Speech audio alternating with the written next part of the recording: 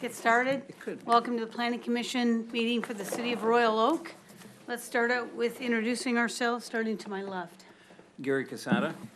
Charlene Douglas, Mayor Pro Tem. Ann Vara. Community Development Director. Jeff Chase. Dan Godek. Eric Klooster. Thank you. We have a quorum. The second order of business. Oh, I'm sorry. Mark this with the City Attorney's Office. Thank you, Mark. Thank you.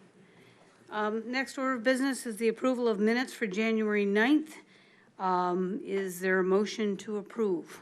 So moved. Motion by Mr. Godek, support. Support. Support by Mr. Klooster. Any discussion on the motion? Not seeing any. Those in favor say aye. Aye. Aye. Any opposed? Okay, the minutes have been approved. Okay, next item is, this is public comment on non-agenda items. So is there anybody here in the audience that would like to comment on anything not on the agenda?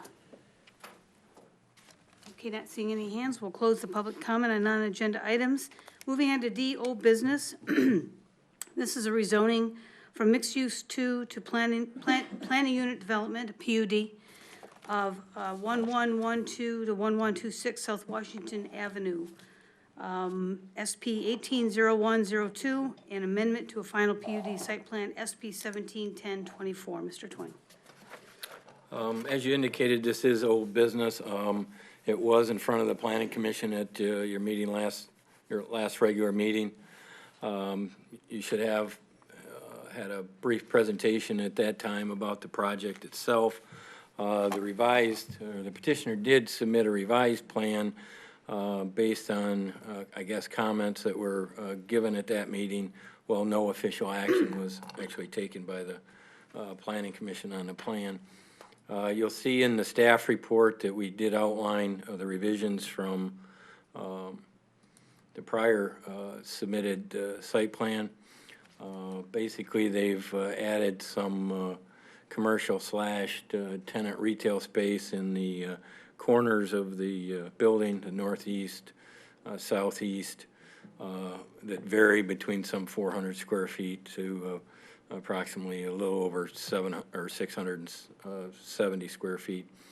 They also did eliminate one of the parking spaces that was proposed along the west side of the building or the east side of the alley because of a utility pole that was in the way, and then we did also include a copy of their parking study that they had done by the site distance study they had done by their consultant.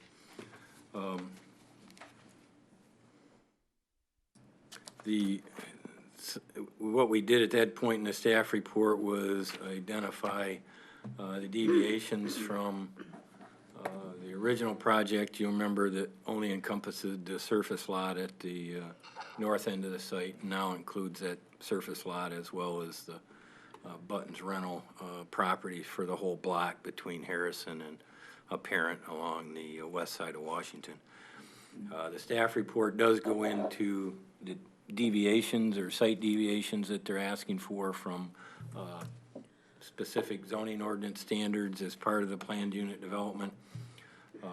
Very briefly, those touched on site corner clearance setbacks, the maximum lot area or density requirement. They're asking for 77 units on the site.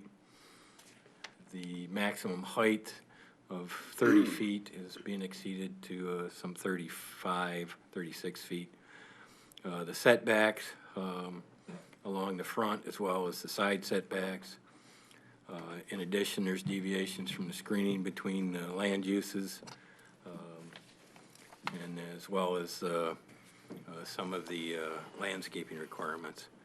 In addition, they're asking to not have to provide 2 parking spaces per dwelling unit rather than 154 for the 77 units. They're proposing 114 on the plan. In addition, because of the additional space that's being allocated to retail or commercial,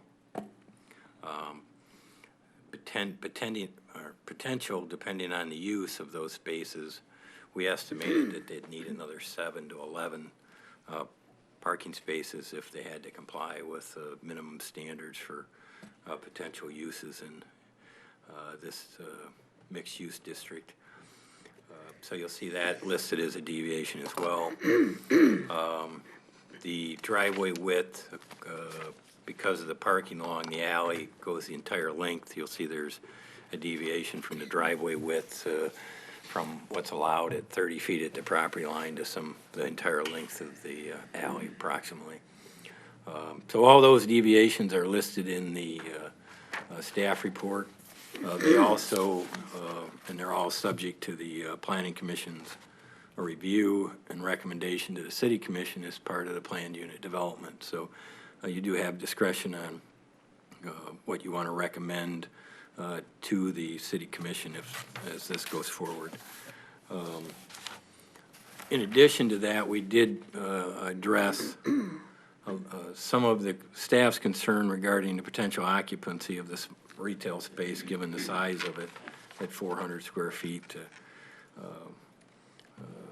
600, 700 square feet. We're not sure what their plan is for what will occupy those spaces,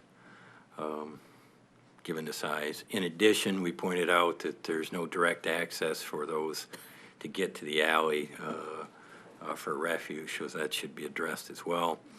And then finally, we'd like the Planning Commission to consider whether the vehicle access under the building from Harrison should be redirected and come off of the alley itself rather than having the proximity to the alley entrance. So that's basically the revised staff report from last month. As was indicated, they are proposing to do 77 residential units, some retail commercial space with 114 parking spaces in a 3-story building. Okay, thank you. At this time, do we have any questions for Ms. Shaw? Yeah, was there, I don't recall this from the last time, was there previously tenant access to the trash bins? Or did we, their previous plan, have they changed a configuration that makes that happen? Well, what the access is really the commercial space that was added.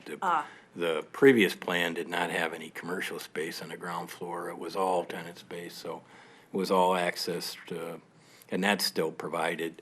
But the commercial space has to go through the parking or some other place. So a little bit of our concern was where that would and how that would get dealt with. And again, how many parking spaces did the addition of the retail space sacrifice?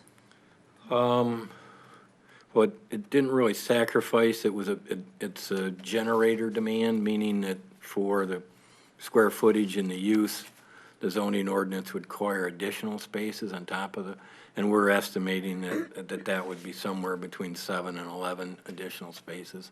So we didn't lose any residential parking? Okay, thanks. Mr. Casada? Mr. Twing, we have a parking study here, but one of the things that I was concerned about in the first instance on this project was the sight lines, because it was, the building was in the 10-foot setback.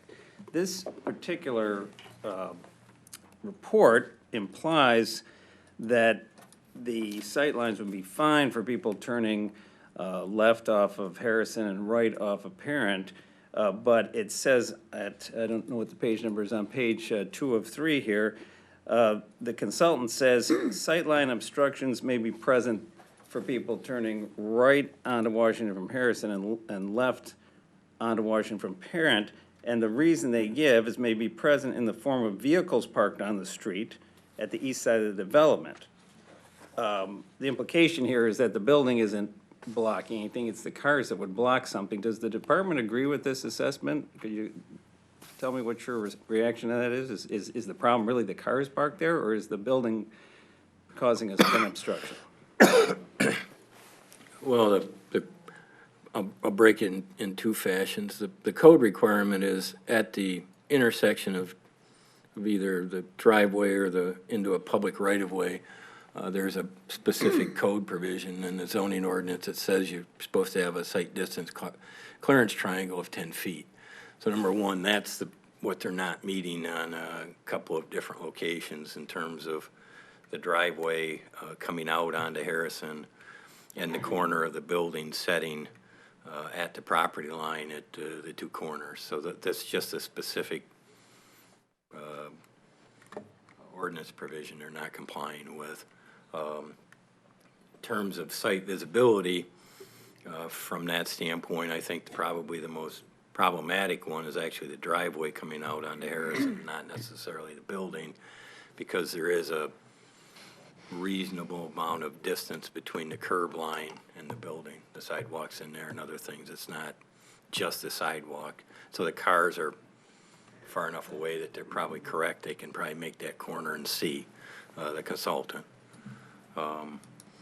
There are occasions where, now to address the other issue as far as parking on street, vehicles can provide blockage in a public way. In terms of, if you're trying to get off Second onto Main, you'll see some of the, it's hard to see around vehicles, so it can be in the way. But that's just a factor of the city has decided to allow parking on the street in this instance. Okay, my question was really, is it that the ordinance violation isn't causing a problem here? And would you agree with that? And it's just the typical cars in the way that would cause an obstruction? I mean, that would matter, I would think. Well, they are clearly violating the provision of the ordinance by putting the building within that clearance triangle. They don't meet it. That's just a simple fact. Part of your determination is the spirit of that ordinance being met in the sense of can vehicles see, and the consultant is saying, That's what I'm getting yes, they at, yes. can. Okay, and does the department agree with that? I think there's a reasonable, like I said, a distance between the curb line and the building so that the vehicles are pushed away from the building to meet the intent of that setback, for at least Harrison and at least for Parent. Okay, thank you. Now, the car issue is not one that's germane to, it's just the city commission's allowed parking along this side of the street, so. Yeah, thank you. Any other questions for Mr. Twing? You're not seeing, can we have the petitioner come up and talk about your project? Thank you. Your name, sir? My name is Albert Ludwig. I'm here with Selective, and I have a team behind me, including Gabe Rubin, our architects, our property manager, and we're here again. This is, you've seen us a few times already, so we're going to give you a very brief history of where we've been up till now and what changes that we've made since you've seen us last. The last time we were here, well, let me start further back. Initially, we had just the northern portion of the property, and we came before you. You approved a building with 26 units, I think it was, with the same setbacks and the same clearances and distances and everything. After that, we were able to obtain the property from the, known as the Buttons parcel, where Buttons Rental was, and we elongated the building to fill up the entire corner, or the entire block. So instead of the 1/3, we now have 3/3 of the block. And our resulting building was 77 units. When we came before you with that last month, there was some hesitation to approve it because of a couple different issues. One, we were lacking retail, which some of the commissioners felt was an important component. And second, there was some height to width issues that some people were concerned with. So we went back to the drawing board a little bit, and Alex and Mark, our architects, are very creative. And we talked about how can we address their issues and make this something that we still want to do, that works for us, but that works for the planning commission as well. We felt since day one that this is not a good retail location. we feel that we're 3-4 blocks south of the good retail locations, and that a traditional retailer will not be successful here. There's no parking, and there's not enough other retailers around it. But what we did come up with, we came up with 4 small spaces that could be what we're calling quasi-retail. It could be an ATM machine in one, it could be a Uber pickup location. We think we could maybe get FedEx or United Parcel to have a pickup and drop-off location. And we also think that we may be successful in getting some live-work people, from people that rent apartments from us that want to have a small office down below. So we've got 4 different possible kind of tenants that would occupy the commercial space, and none of those demand parking. They would just be part of the Washington Avenue streetscape. And we've adjusted the elevations of the building to make them look like retail stores, but it's not going to be the traditional retail of you walk in and there's somebody sitting behind a counter saying, "Hi, can I show you a pair of shoes or a piece of clothing?" Because we don't think anybody wants to rent for that location. But we think that these quasi-retail uses could be successful. We don't know, we haven't marketed it, but we outlined those 4 spots for that. We don't think it's going to add any parking requirements that the Washington Avenue and Parent and Harrison already provide. So we're hoping that the revised elevation give you a different streetscape, and the opportunity for some retail, whether it be live-work, we're hoping for live-work because we think that's what would work best. If we get somebody that's an artist and wants to have a little showroom or something like that, that's living up above. We think that's probably the most likely, but we're going to market it to the other uses that I mentioned. So we've attempted to address the issues that we heard at the last meeting, and we're open to any questions, comments, or anything that you have for myself, Gabe, or Eric, who's going to be operating the apartments and property managing the apartments, or our architects. Thank you. Mr. Casado.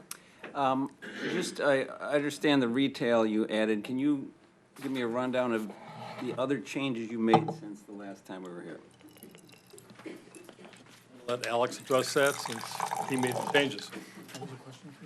What were the additional changes that were made? Primarily, we just slightly modified those retail spaces, pulled a portion of them closer from an offset, the offset they were from the main part of the building, adjusted that slightly, just to get so we could have some decent square footages for the potential retail spaces.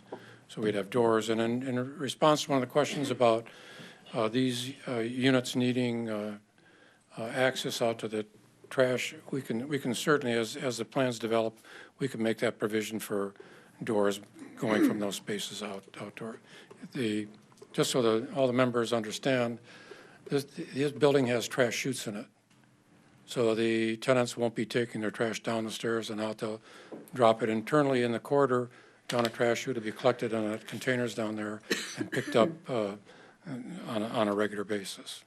So did I answer your question about? Yeah, I just wanted to make sure that you made a change there in the retail spaces, but there really aren't any other changes since we were here We last added a time. lot of glass Yeah, to the retail spaces to make them look like retail spaces. if you can recall the previous elevations we had, there was more sections of masonry, there was more siding on there. We pretty much opened up the entire streetscape as represented in the renderings. Where all these sections that before had vertical elements in them of masonry or panel, we've now fully opened this Sir, up. you'll have to come to the microphone. I'm sorry, they can't pick you up if you don't. You have there's the rendering up there. Okay, if you can see it up on the screen, we have Glass, we've opened up a significant amount of glass at the corners, both corners. These would be the prime two spaces that we think, and then we've offered more glass across the front. So just the entire sense and the eye glance appearance of the building appears to be fully retailed along the front of it.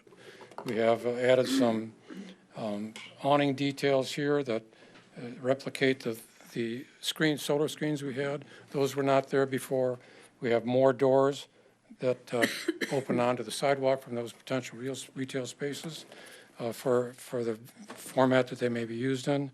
So, and that's really where the prime change has come down here in response to the community's, the board's request for us to address that question. Okay, thank you.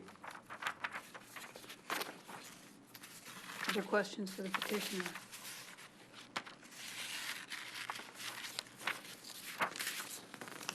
Okay. Mr. Twing, anything else? This is a public hearing?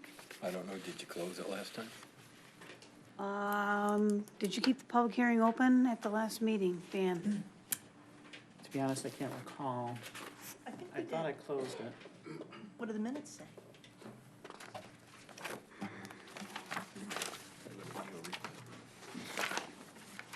that should be in the minutes.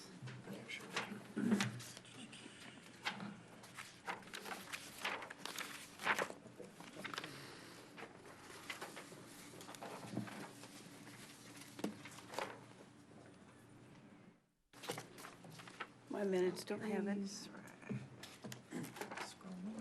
If there is anyone here, is it possible we could hear from them, being that we don't know if it's closed or not? Can we do that, Tim? It doesn't look like you took any action at all, so. Okay. All right, well, then, we'll open or reopen the public hearing. Is there anybody in the audience who would like to comment on this site plan? Yes, sir, on the aisle?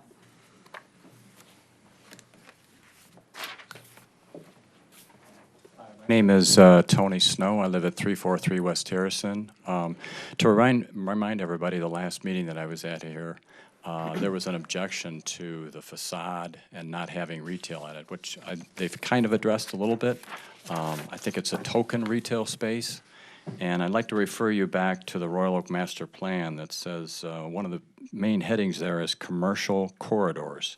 And it says to improve both the function and visibility and visual appearance of the major commercial corridors within Royal Oak, while protecting and enhancing neighborhood residential areas.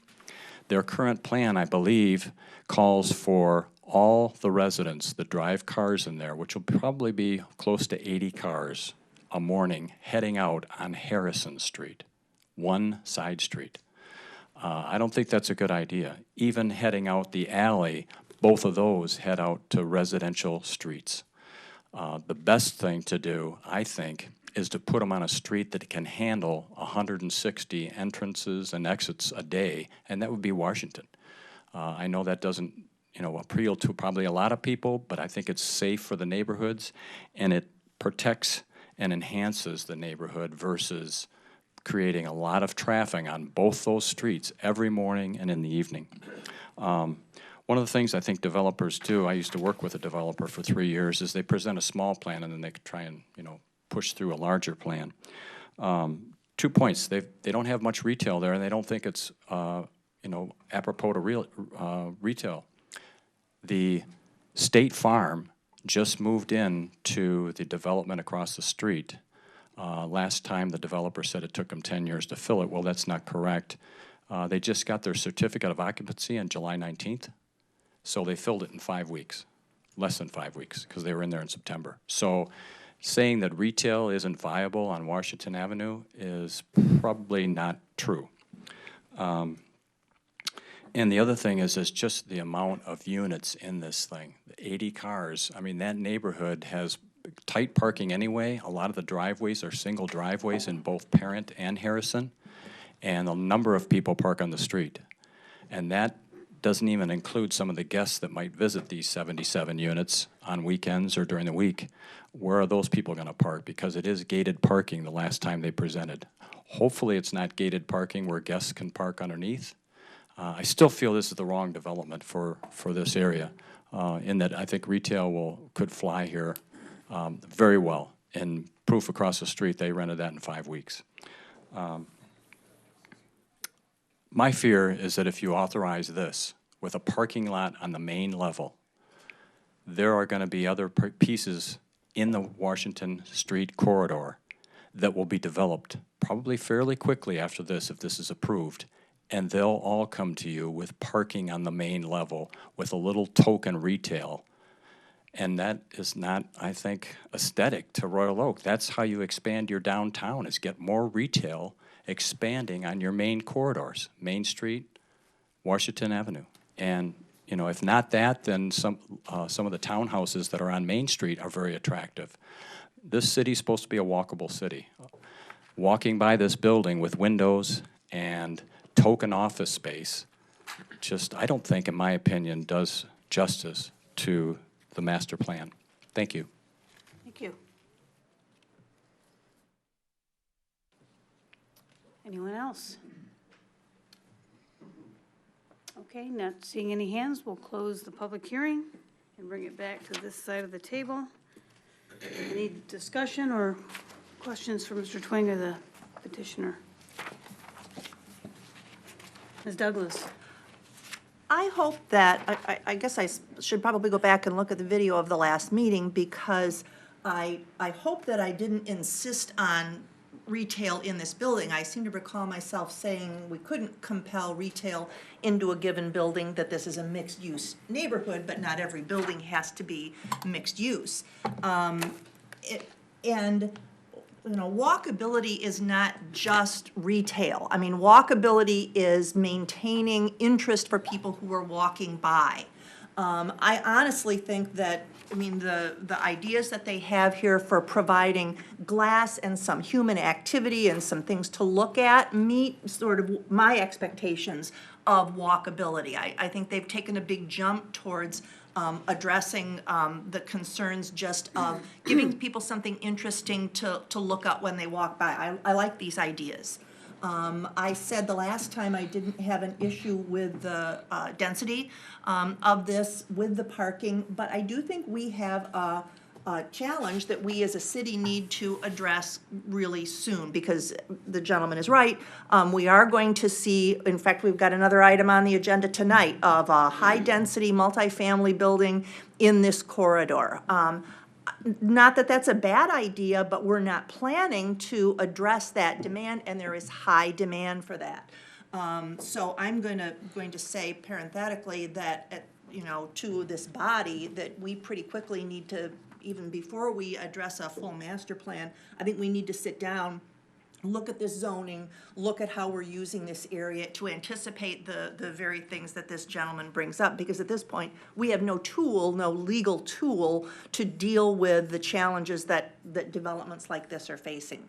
I mean, that said, with the additions they've made, I am more predisposed towards this development than I was a month ago.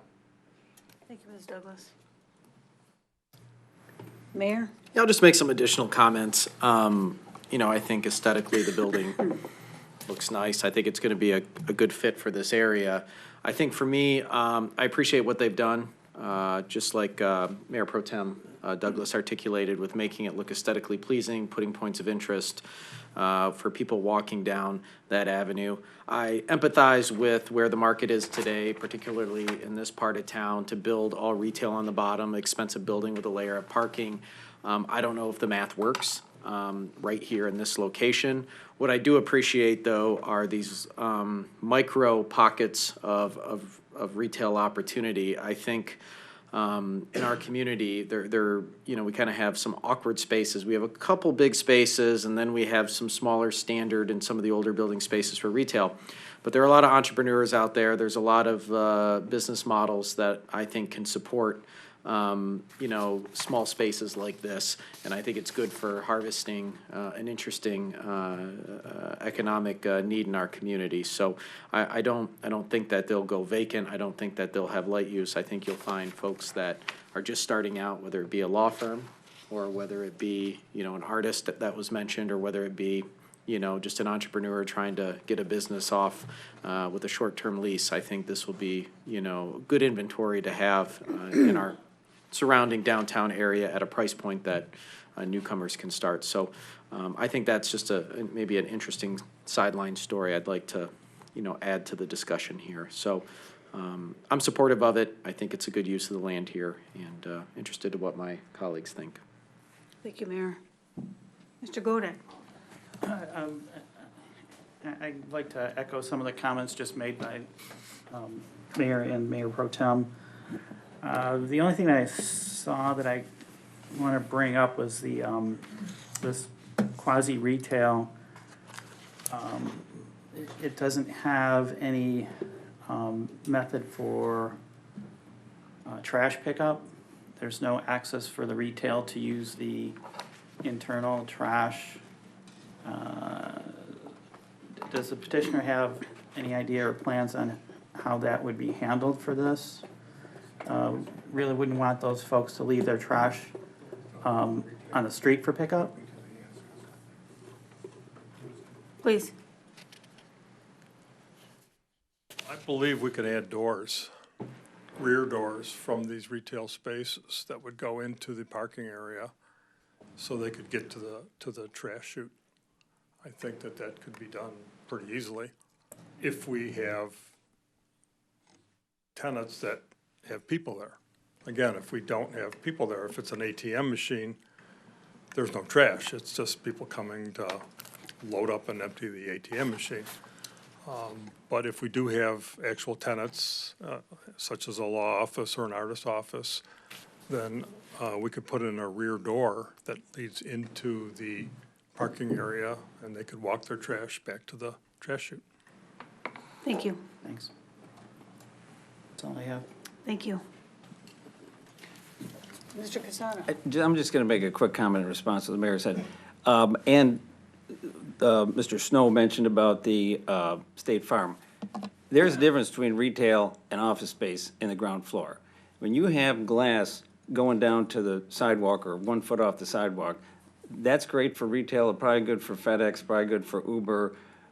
But that's what's pointing out. You can't put a desk there because that's what's happening at State Farm. Nothing against State Farm, they're my insurance agent. But you're looking at the back of a desk or something, that's not very attractive. So I would hope our designers and our developers would keep that in mind when we're trying to fill these spaces, that the tenants, for each, the tenants have to fit the space.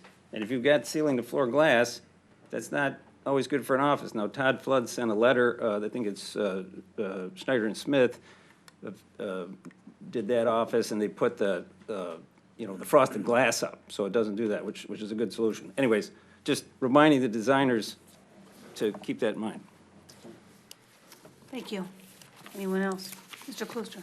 Yeah, I want to echo some of the comments that the other commissioners have made. I appreciate the alleviation of some of my concerns from the last presentation, where the ground floor was parking consistent at grade along the Washington Avenue frontage.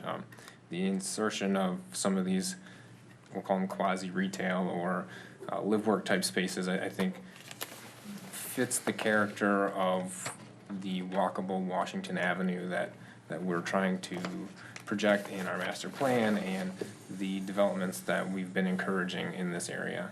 So I appreciate the efforts that were made there, and my concerns regarding grade level parking along Washington have been alleviated. Thank you. I'm all set. I like the plan. I think it's going to be good for the neighborhood. I understand the concern, Mr. Snow, with the traffic coming out, but these are people who live here, and it's really no different than cars piling out on Webster or any other street to try to get to Crooks and Woodward. And these people are going to try to, they'll leave in the morning for work, and they're going to get to Washington, and they'll be on their way. So I'm really not too concerned about that. I like the idea of the retail or the niche retail. I think that's a really interesting idea for this location. I hope it works. I'm in support of this plan because of those reasons. Mr. Casada? I just have a question for Mr. Twing, exactly what we're doing here. I'm a little confused. Are we're approving a rezoning of the second parcel, and are we approving the whole plan, or are we recommending the whole PUD plan to the commission? What are we doing? It is a rezoning request, so it is a request to rezone from mixed use 2 to PUD. You did it previously, as was indicated, deal with just the northern portion. We're treating it as a new request because the northern portion doesn't look anything like it did under that old plan. So it's a brand-new request for the whole development, because if you were to turn this one down, the prior one could still go forward under that prior approval. So we ask them to treat it as a single new project. One of the conditions or contingencies you'll see in there is combining parcels and things like that. So we are treating it as a brand-new request and going forward. So you're recommending a rezoning to the city commission. You're either in favor of it with conditions that are listed, new conditions, or you're recommending against it for whatever reason. So you're providing a recommendation on the rezoning and the development to the city commission. Are we looking at two separate motions here then? No, it's simply, we've treated them as one in the past because it is a rezoning. As part of that rezoning, there would be a development agreement that's drafted at the city commission level that basically says the city will rezone it to PUD provided they build and develop X, which would be the attached plans. Okay. So it's one action. The suggested staff conditions are listed there. The only, I guess, for clarity of staff's recommendation versus 2 is, 1, are you comfortable with the driveway location off to West Harrison and its proximity to the alley there? We had some concerns about that, whether it should be relocated and just come out to the alley. Secondly, you'd probably want to add a condition that they modify the plan to provide for trash removal from the retail space. Is it item 10 under B, probably be the best place to put it. Okay, thank you. For a motion, Mr. Casada? I'm going to try to make a motion here. I would, first of all, finding that the project meets the requirements of 77098C, I would move to approve the rezoning and recommend the plan for approval with the city commission with the addition of what we'll call B10, that the retail spaces have access provided for trash management. Correct? That's what we're worried about, That's a right? motion? Yes, that's my motion. Is there support? Support. Support by Mr. Godek. Any discussion on this motion? Okay, not seeing any. Those in favor say aye. Aye. Any opposed? Motion passes unanimously. Congratulations. Thank you. Thank you. Good luck, gentlemen.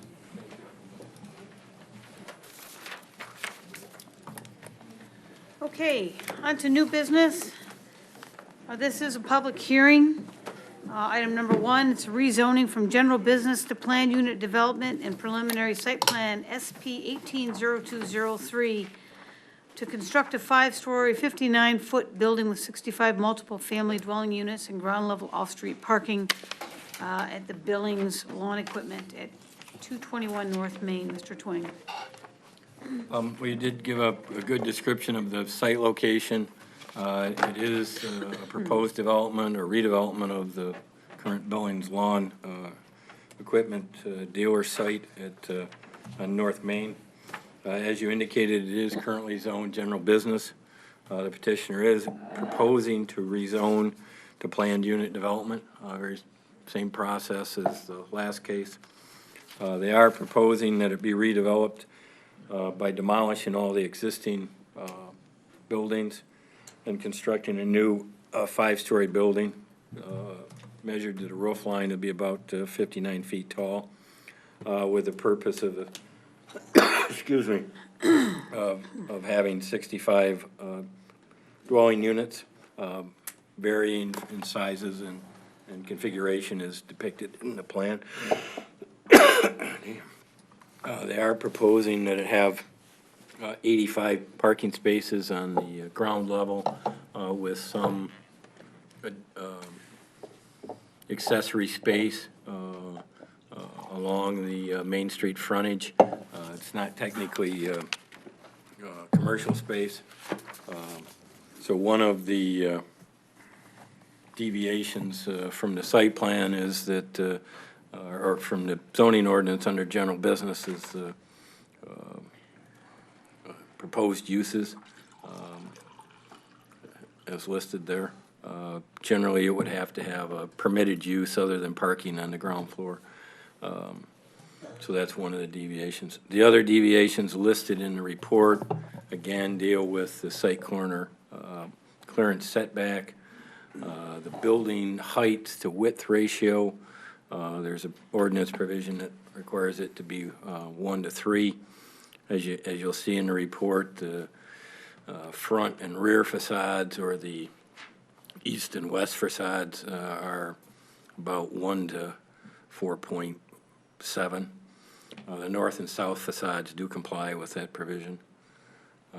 As I indicated, the ground level frontage is required to be a permitted use rather than an accessory use, so that's the third deviation listed in the report. Building height is limited to 30 feet in general business. As proposed, it's 59 feet. Setbacks are listed there too in terms of 25 feet from the alley when adjacent to the residential zone property. They're proposing 12.5 to the center line. Screening, landscape foundation planning, and those items are also addressed in the report. The number of parking spaces, again, ordinance requires 2 per unit, or 130. They're proposing 85. Again, similar to the last case, they are having parking access off the alley, in this case into garages. Given that that extends the entire, or the majority of the length of the property, the driveway width exceeds 30 feet. As indicated by definition, it's some 255 feet in length, because there is no, it's open entire length, as I said. The last deviation that we've listed in there has to do with their proposing stadium-style parking for some of it under the design criteria for parking. In a project development like this, you're supposed to have a 20-foot aisle between the two. That's not occurring in several of these parking spots. I believe it's a total of 9 out of the 85. I don't have that in front of me. So those are the deviations that we've listed in the report for the project. Again, this is a requested rezoning to planned unit development. You are recommending something to the city commission as this goes forward. Thank you, Mr. Twing. Any questions? Mr. Twing? Not seeing. Could we have the petitioner come up? Yes, good evening, Chairman Vara, and to the Planning Commission. I'm Dennis Cowan with the law firm Plunkett Cooney, and also a Royal Oak resident. And I am very pleased to be here with our entire team, from our ownership to our architect to our general contractor, to bring and present to you your review of what I believe is a very special project for the downtown area. And the first thing that's special about it is we've brought together 2 iconic Royal Oak businesses. Billings Lawn and Equipment has been here since 1949. And as long as I can remember, it's been owned by Rick Johnson. And it has been a thoroughly engaged company with this community.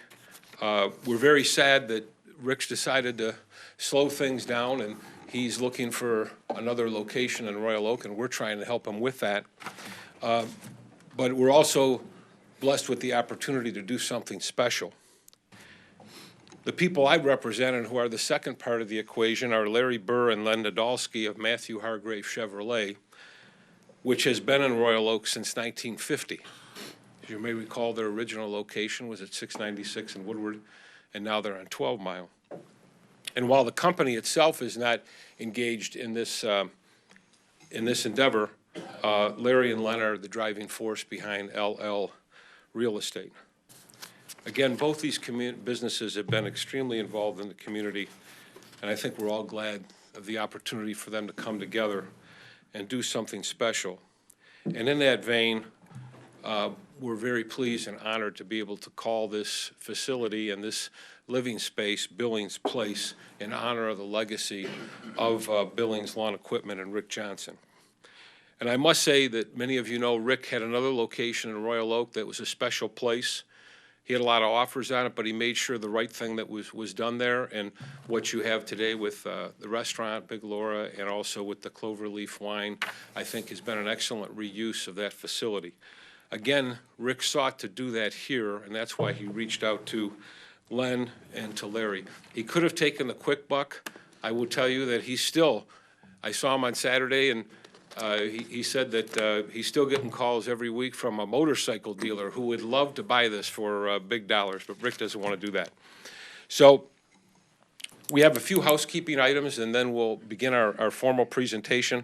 I wanted to make sure that my letter to you is in the record, as well as I know 3 letters of support that we forwarded, one from Imagine Theater, which is right across the street, the other from the Flood Law Firm, which is about a block away, and also our immediate neighbor to the north, Genesis Church, where Mr. Nadolski and I had an opportunity to meet with the lead pastor, Bo McCarthy. So we are seeking this evening final site plan approval and a recommendation for planned unit development. And just quickly, I want to point out that we believe, as my letter has stated, that we comply with all 6 of the criteria for a planned unit development. Most especially, we believe that we're consistent with the master plan on promoting a walkable community and promoting both bike and pedestrian access. Also, that we are creating and stopping the proliferation of surface parking lots as our parking is all enclosed. And also, an important feature of this project is that we are doing something a little different with the alley. If you've been by there, that alleyway is pretty mundane. And as Mr. Johnson will tell you, it has a graffiti problem in the summer. With the garages, we're proposing a little more activity, a little bit more engagement in the back, and I'll have Justin Krieger explain that in more detail. We believe this is a very thoughtful project. I can tell you this team has put a lot of work into this project. There's a lot of engagement on the first floor, more than in the prior presentation you had this evening. And it brings many amenities, particularly mobility, that are not found not only in other projects in Royal Oak, but in Oakland County. We believe that this project, in terms of mobility, will be a trendsetter. We also have taken a great opportunity for sensitivity to our neighbors, especially to the residential neighborhood to the west. We have a very tiered look. We don't go vertical until about 34 feet away from the property line. We thought that was very respectful and the appropriate thing to do. So we do have a few folks who want to speak, including our architect, who will walk through the details of the project. But at this time, I want to invite Len Nadolski, one of the driving forces behind LL Real Estate, to come up and say a few words. Thank you. Good evening. I'm Larry Burr, for those of you who don't know me, and along with my partner, Len Nadolski, have been associated with Matthew Hargrave Chevrolet for the last 50 years. Started there as a salesman, worked my way up, and ended up buying the dealership. Len I hired 39 years ago, and together we have a lot of investments, many of them right here in Royal Oak. We own several commercial buildings, and then we also have a partner in a building business where we do townhouses, condominiums, and custom homes in the area. And in addition to that, Len and I have done multiple projects in southern Florida. So with that, I'll turn it over to Len. Len Nadolski, Larry's partner in Matthews Hargraves, and this particular project. A couple things I want to point out. We were very sensitive to everything that we did. We communicated with Tim quite a bit and what we needed to do and how we needed to put this project together. And in turn, hired a pretty great team. We've got Jason Krieger, very familiar with the setting and what we needed to do in the community to make it fit. This particular piece of property had 2 other failed attempts.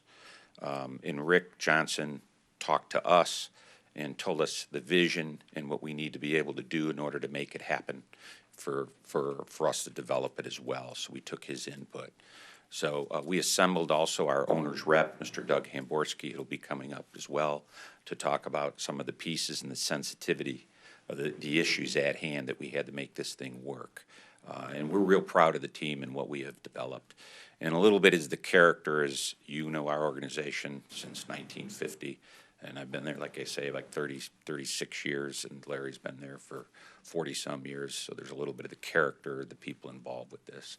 We intend to hold and keep this piece of property. It's not something we're just going to go down the road with. So it's near and dear to our heart to do it right and also conform with what needs to be done.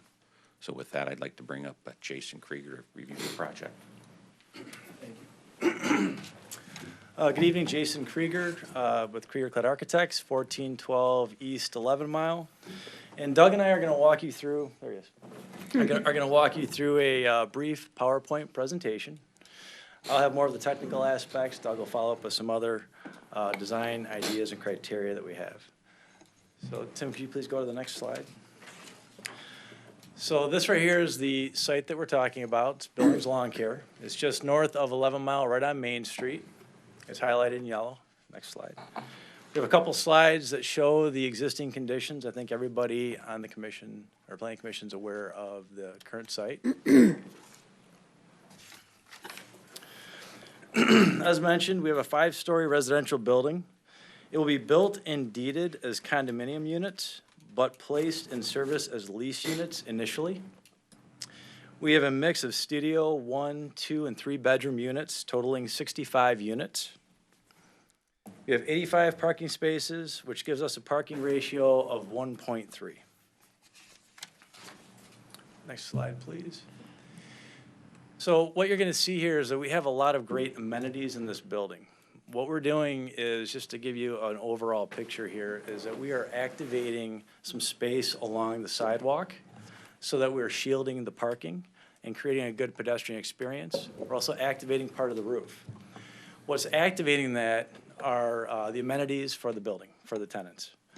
We have a concierge, private ride-sharing vehicles for tenants only, designated Lyft and Uber drop-off area, which takes place right in the front of the building, right on Main Street. We'll show you that on the floor plan. Shared e-bikes, a large bike library room, so basically a place for tenants to store their bikes, where you could have an area for them to work on the bikes as well. A great penthouse and ground level community and gathering area, rooftop terrace, a grand 2-story entrance when you come into the building, charging stations for electric vehicles, and then obviously a great mail and package room. Times are changing, and now Amazon rooms are very popular, multifamily dwellings. We're going to make sure that we have that in this space. So this slide is the first floor. And also, because the building is basically a zero lot line building, it also serves as our site plan. Main Street is on the bottom of the slide where it says ground floor plan. That's Main Street. And the alleyway, the public alley, is on the top part of the slide. And then to the right is the church, to the left is Casino. So the yellow areas represent the public space, the common areas. You walk into the middle of the building. On the right, bottom corner, we have our bike library. And then above that is where we have our recycling, refuse, trash pickup, that area. Trash will be taken from the alley. That's what we currently have. We have a circle on the left there that says for discussion. That's something that we'll get into later on in the presentation. That's in response to a neighborhood meeting that we had, and Doug will get into that.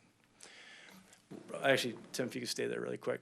So we currently enter the building off of Main Street on the northeast corner. park under the building. And then initially, we had an exit off to the alley on the southwest. Initially, I just want to point out that we had the entrance from Main Street on the south side. One of the staff comments was to move it to the north in order to get the entrance away from the intersection of 11 and Main. So we thought that was a good idea, so we flipped the plan in order to accommodate that. We have 12 garages that are located off the alley right now that would be for residents only. And that would be 22 parking spaces, or sorry, 24 parking spaces. If you notice on the lower left side of this floor plan, where the yellow stops, we would park up to that, but we would introduce spandrel glass and then maybe some community message board or something that's activated, something that can give back to the community, maybe upcoming events, things of that nature. Some of those details are still worked out. But what we're very sensitive to is making sure that this is a pedestrian experience as you walk across the ground level of this building, and we want to make sure we do everything we can to achieve that. Next slide, please. This shows our current parking count and assignments, if you will. So right now, the green parking spaces are for studios and 1-bedrooms. So every studio and 1-bedroom has 1 parking space in our current plan. The blue is for 2-bedrooms or 3s.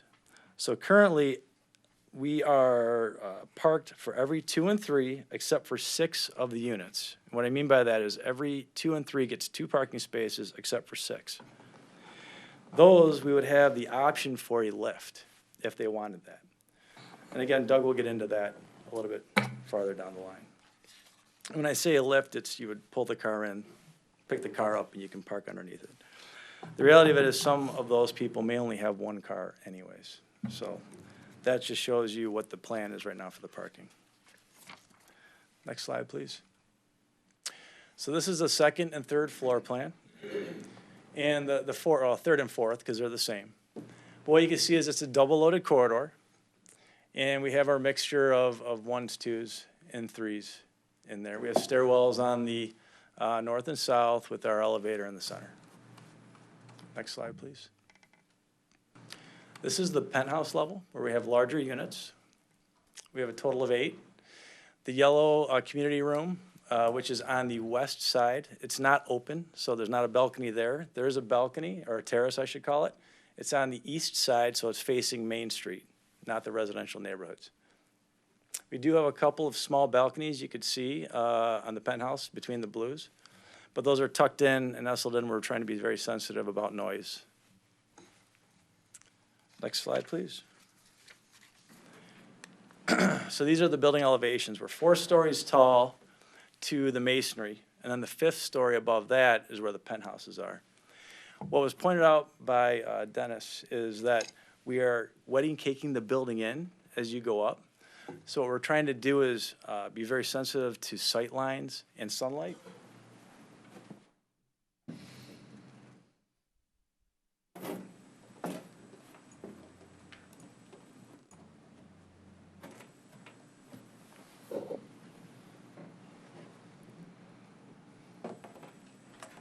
I believe that some of these renderings were in your packet. What you can see here is that as you go up to the 4th floor, it then steps back for the majority of that 5th floor. That also happens on the other side, and we have a building section that can show you that. And I think we also have a view from the alley that can show you that as well later on in the presentation.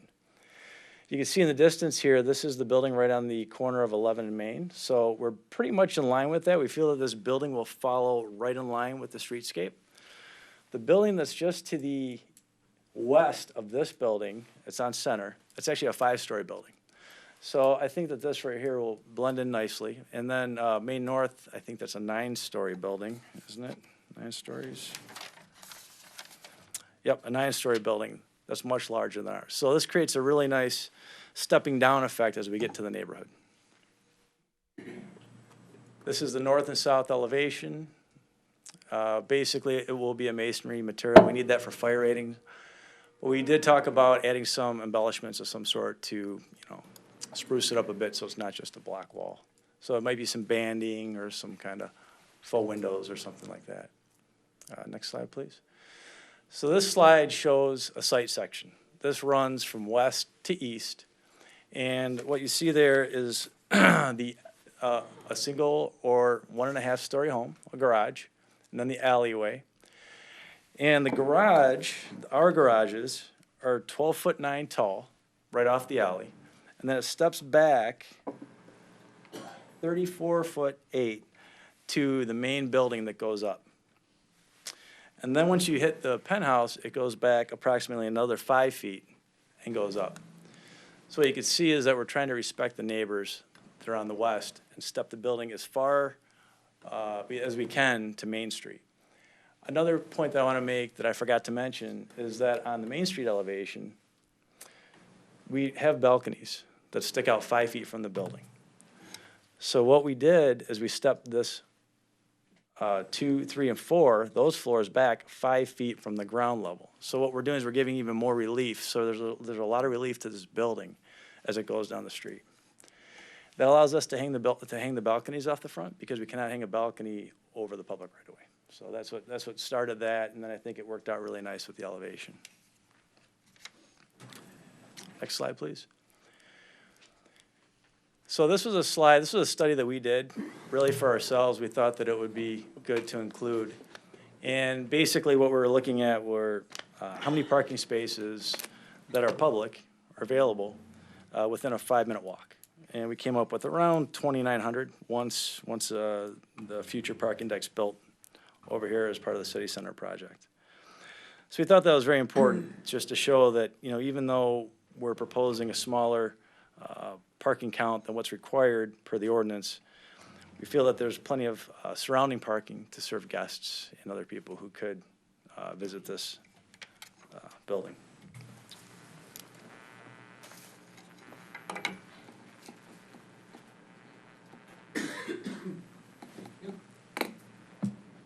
Good evening. My name's Doug Hamborski.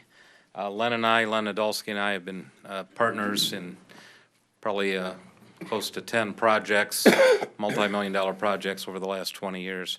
I'm an architect by trade, also happen to be the chair of the Grosse Pointe Woods Planning Commission. And working with Len and the team on this project, very excited to do so. What I want to speak to are some of the innovative, unusual aspects to the project we're bringing before you this evening that we think enhance the opportunity to consider the project. And the first slide that we'd like to speak to revolves around this word that we're hearing more and more of in our daily lives, the word mobility. You go to the auto show, it's not just a car show anymore, it's almost it's a mobility show, Ford Motor Company. This slide represents just a handful of articles where the issue of people having private ownership of vehicles over the future is going to change. And people buying mobility instead of automobiles is an absolute certainty. And all of the companies are investing in that direction, whether it's autonomous cars, ride sharing, Uber, Lyft, etc. Next slide, please. So we like to consider ourselves as sort of the mobility place. And so what we know is, as I just mentioned, all these technologies and all these mobility issues are coming to our lifestyle and our children's lifestyle over the next 5, 10, 15, 20 years. This building is going to be around, hopefully a couple hundred years. So the first few years, the parking needs will be different than 5, 10, 20 years. So to support the mobility trends at Billings Place, we're going to have a number of really unique issues. One is we're going to have an actual vehicle on site. I think as Jason mentioned, we're going to have a concierge, and that concierge is going to help sign in and sign out people that maybe don't own a car, but maybe they want to go to dinner, maybe they want to go longer than a bike ride or a walk away. There will be almost as many cars as we need on site, like a zip car kind of concept, but exclusively for residents. This will actually encourage certain residents to be able to live there without owning a car. Very unique concept, and we're going to be offering that. Next is we're requesting a dedicated Uber or Lyft drop zone right in front of the building on Main Street, sort of a no parking area where we would expect Uber and Lyft and those types of services to come and go. We're also going to have a small fleet of e-bikes on property.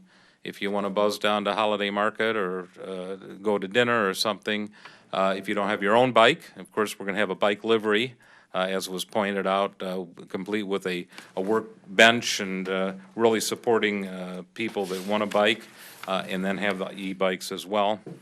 And then, as mentioned, we're going to have a concierge on property that can also make a variety of transportation arrangements. Next slide, please. So here's one of the issues that Jason mentioned, parking formulas and the whole issue of mobility and parking formulas. The ordinance calls for 2. We've got 65 units. That's 130. We've got 85. 85 is not 130. What we've learned is that these lifts that are represented in the image there are about 25% the cost of actually building a brick and mortar parking space. And use of these lifts would allow management of the facility to add literally up to a total of 130 spaces if that became a necessity. While we deeply respect the zoning, we respect our tenants' needs equally. And if we have tenants that say, well, I'll rent from you, but I have 2 cars, so I need this, frankly, we will be able to put lifts in. We'll be charging rent for parking regardless. And so for a little bit of extra rent, people can have cars during this transition period over the next so many years. We strongly feel that as we go not too many years out, the actual people that are needing parking will continue to go down inside the building. So this is a very usable management method for us to accommodate everyone we need to in a reasonable way. Next slide. So as was mentioned, we had a meeting with the neighbors a week ago, and at that meeting, we all survived. We talked, we listened, we didn't ignore, and so what we did is we responded to the concerns. The 2 primary concerns, well, the primary topic that we heard during that presentation was concerns about traffic from our development entering into the alley from 2 methods. One is the dozen 2-car parking garages that each will have their own independent doors, and then the one exit-only door from the main garage area, which has a population of 61 cars. So, and then we learned that we knew that the alley is designated one way from the north to the south, but we learned that not everyone drives that way, and that there are a number of cars that are seen going south to north, and sometimes at a higher rate of speed. So there were concerns about the volume of traffic and this unmanaged one-way. So as a direct response to those concerns, the development team would like to offer to eliminate the access from the main parking area to the garage for the 61 spaces. We would maintain the 12 private garages of the 24 spaces, but from 85, eliminating 61 is about 75% of the total parking, which would then, all the main garage would all be directed out to Main Street.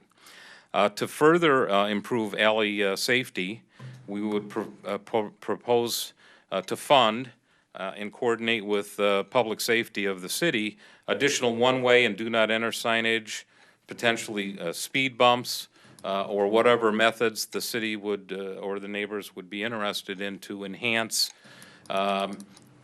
direction for people that use the alley.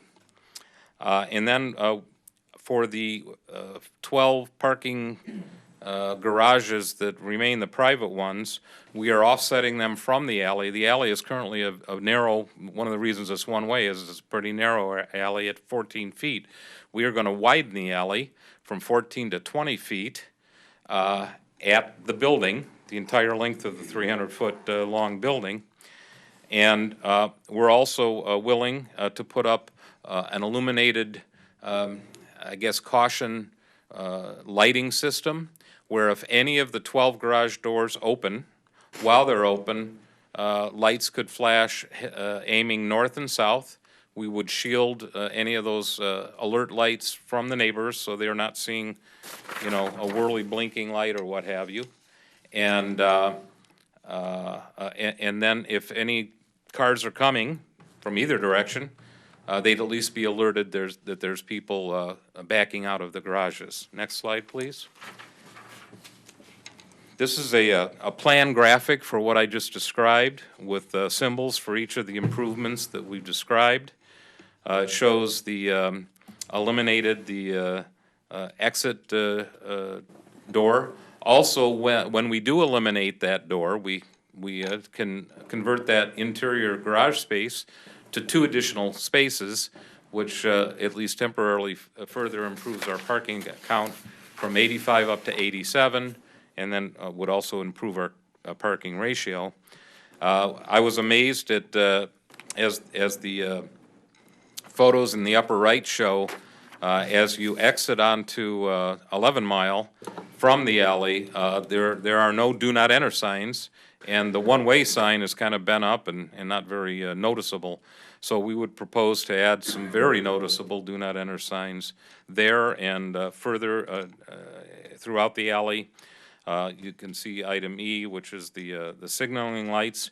And another item for security is we would plan on having security cameras facing north and south down the alley and monitored by the concierge and hooked up to a recording system so that activity of any kind in the alley would be monitored and noticed. Next slide, please.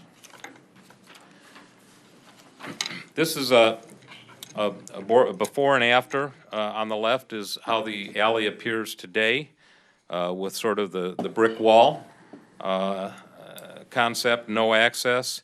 And then the image on the right would be superimposed with our proposed building, setback 6 feet in the private garages. Note between each garage door we would have lights that would illuminate the alley, but aimed down. We have a photometric study that shows they're high cutoff fixtures and there would be 0 light level at the property line, but it would provide additional enhancement for the alley. Next slide. So this is a floor plan of the grade level with the exit door out of the main garage eliminated. And that's its only difference from the other plan that Jason showed. And then the final slide is a rendering image of along Main Street, where again we're excited about providing that grade level look for our fitness center, our community gathering area. We're going to have an outdoor fenced-in area during the summer where people can sit out and enjoy the weather. We had a wonderful movie that shows a flyby of this, but my understanding is it may or may not work. So I think that means it won't work. So other than that, Jason had brought some material. He went through the material samples. I think that's the bulk of the presentation. Thank you very much. Thank you. Any questions for the petitioner? Mr. Casada. Go ahead. I have a couple questions about what you just talked about, if you don't mind. The technology you're talking about, the warning lights, is this technology that's available, it's been used other places? Tell me about it. I haven't seen it. Well, it would be really just some sort of blinking light.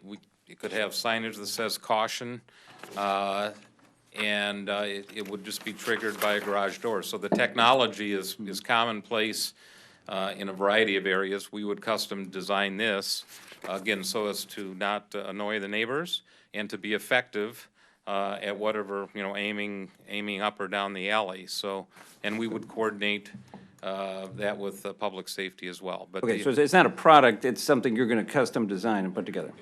Okay. No, it exists. If you go to right across the street, to the Main Street condominiums that are 9 stories on University, when that garage opens up, a light goes off. Now, it's a whirling dervish, I call it, light. That's not what we're gonna do. If you go to the airport, when different gates open, lights go on, the technology's already there. Okay. There's a company called Pills, which is actually from Germany, that a friend of mine happens to work for, and they do this stuff all over the world with conveyor systems and all types of industrial applications, and they do have commercial applications for all of this. So it's not a question of having to design anything. The technology exists and is in use in Royal Oak right now. A lot of times you have this technology associated with audio, where something will open and there'll be a sound or a beep, beep, beep. This is merely hooking it up to a light, shielding the light from the neighbors. It's very simple. Okay, I mean, yeah, you mentioned industrial use. That's what I was really wondering about. Is it gonna be appropriately subtle but effective? Is I mean, you say you're gonna shield it from the neighbors. Certainly shouldn't be a whirling dervish. It should be Right, something studied. Right.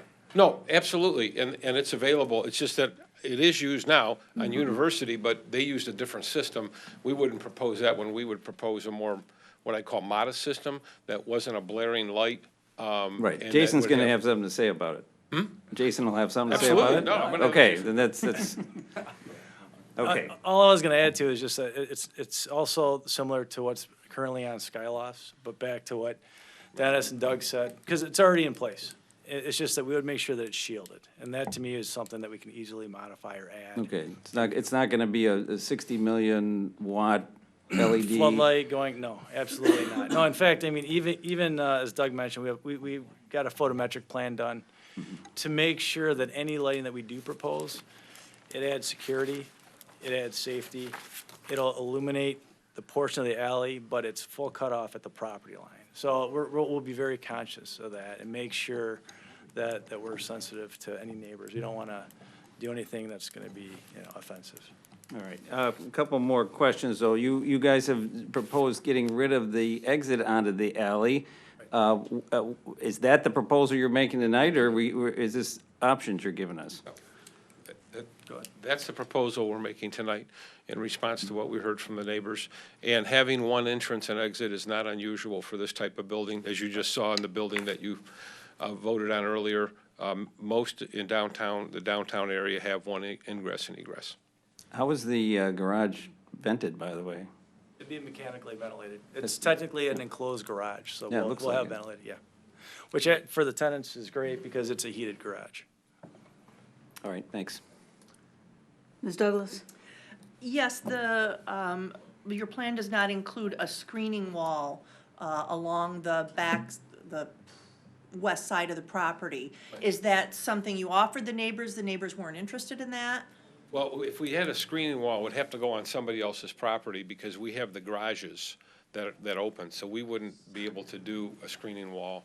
What we Right. wanted to do was dress up that alley with the garages, which we were proposing some type of faux wood or woodish type look, and also across the top at the railing, pardon me. I was just, Tim, do you please The go that slide? railing, we planned on putting some type of landscaping, which I think would meet the master plan requirement of having alternative design for alleyways.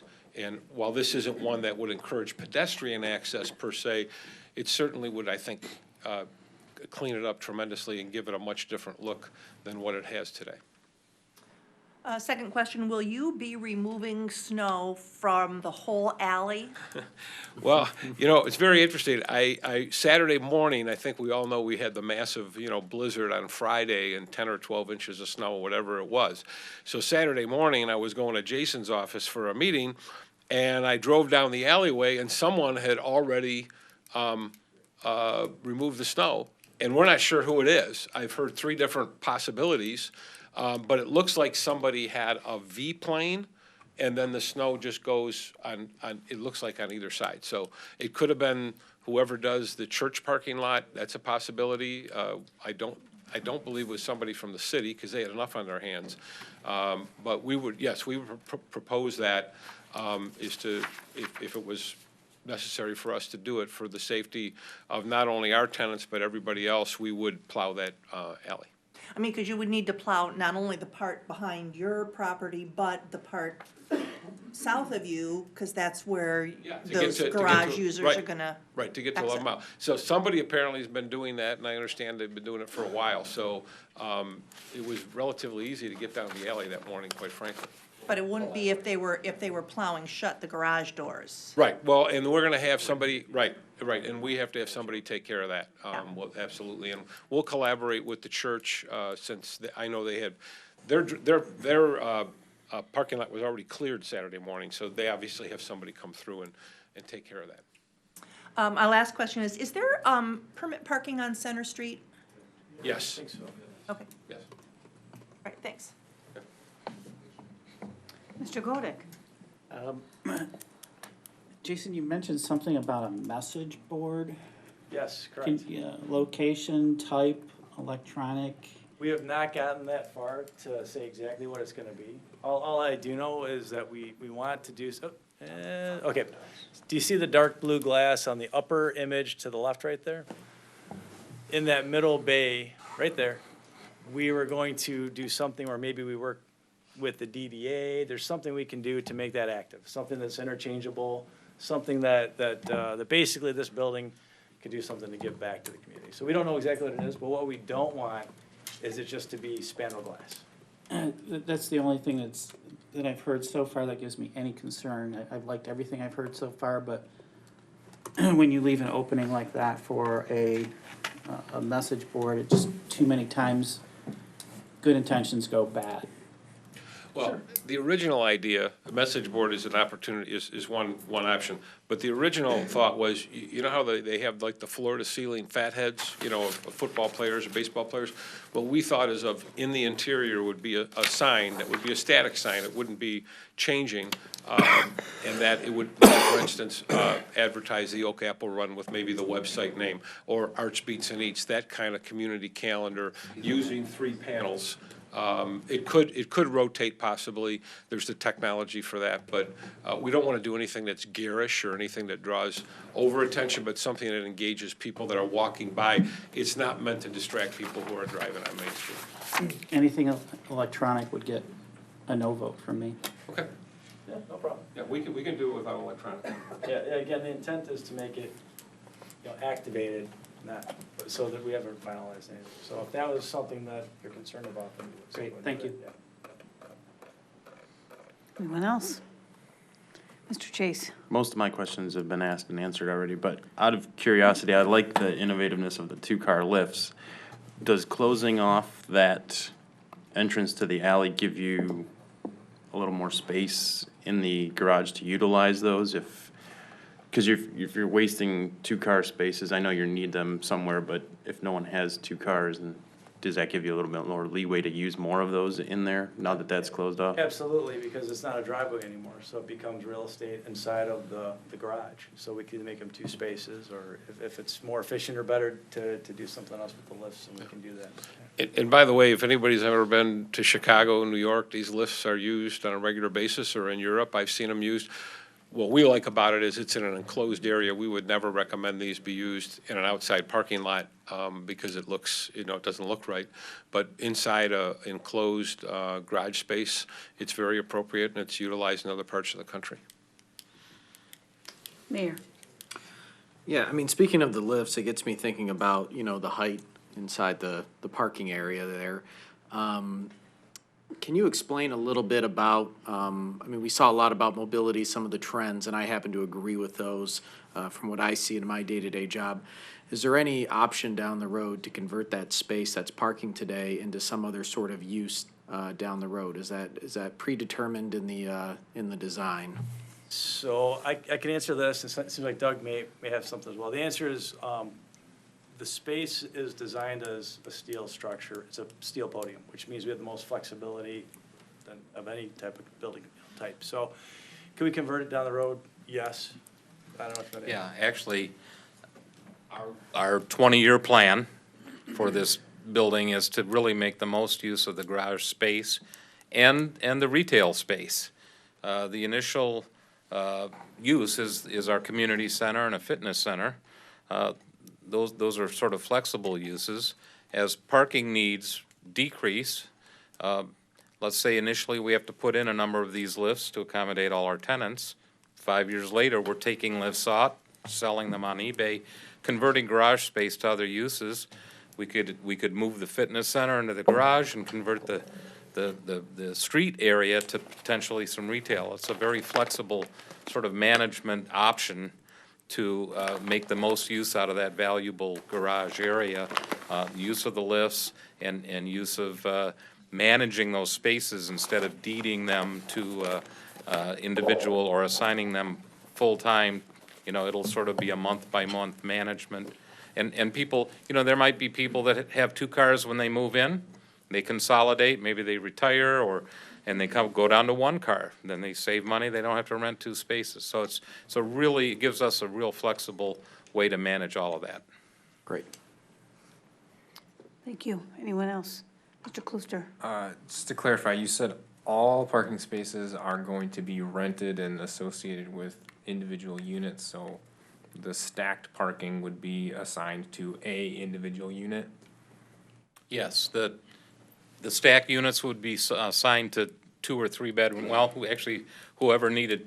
There might be some 1-bedroom people that have 2 cars and might need that, and we will manage it accordingly. They will be assigned on a monthly basis, but not on a permanent basis, I think is the best way to look at that. But it wouldn't be a situation where multiple tenants would be stacked in front of each other and then No, we don't want Joe blocking Fred or the other way around. Are these all rental units? They're being designed and deeded as condominium units. We will own all the condominiums, and then we will initially rent the condominiums and watch the market over the next 10 years. Thank you. Any other questions? Not seeing you, let's open the public hearing. If you gentlemen could have a seat. Is there anyone in the audience who would like to? Yes, sir, in the back.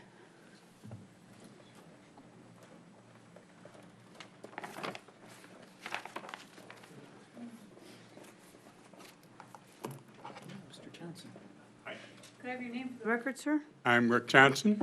I own Buildings on Equipment, what this is all about. And I came here tonight to just to kind of give you a background that I don't know if any of the rest of them ever made it this far as the people who've made me offers on the place, and I have had numerous offers. I've had numerous people show me plans that I knew. I've been in contact. I drove Tim nuts for months about different things because we wanted the right thing to happen.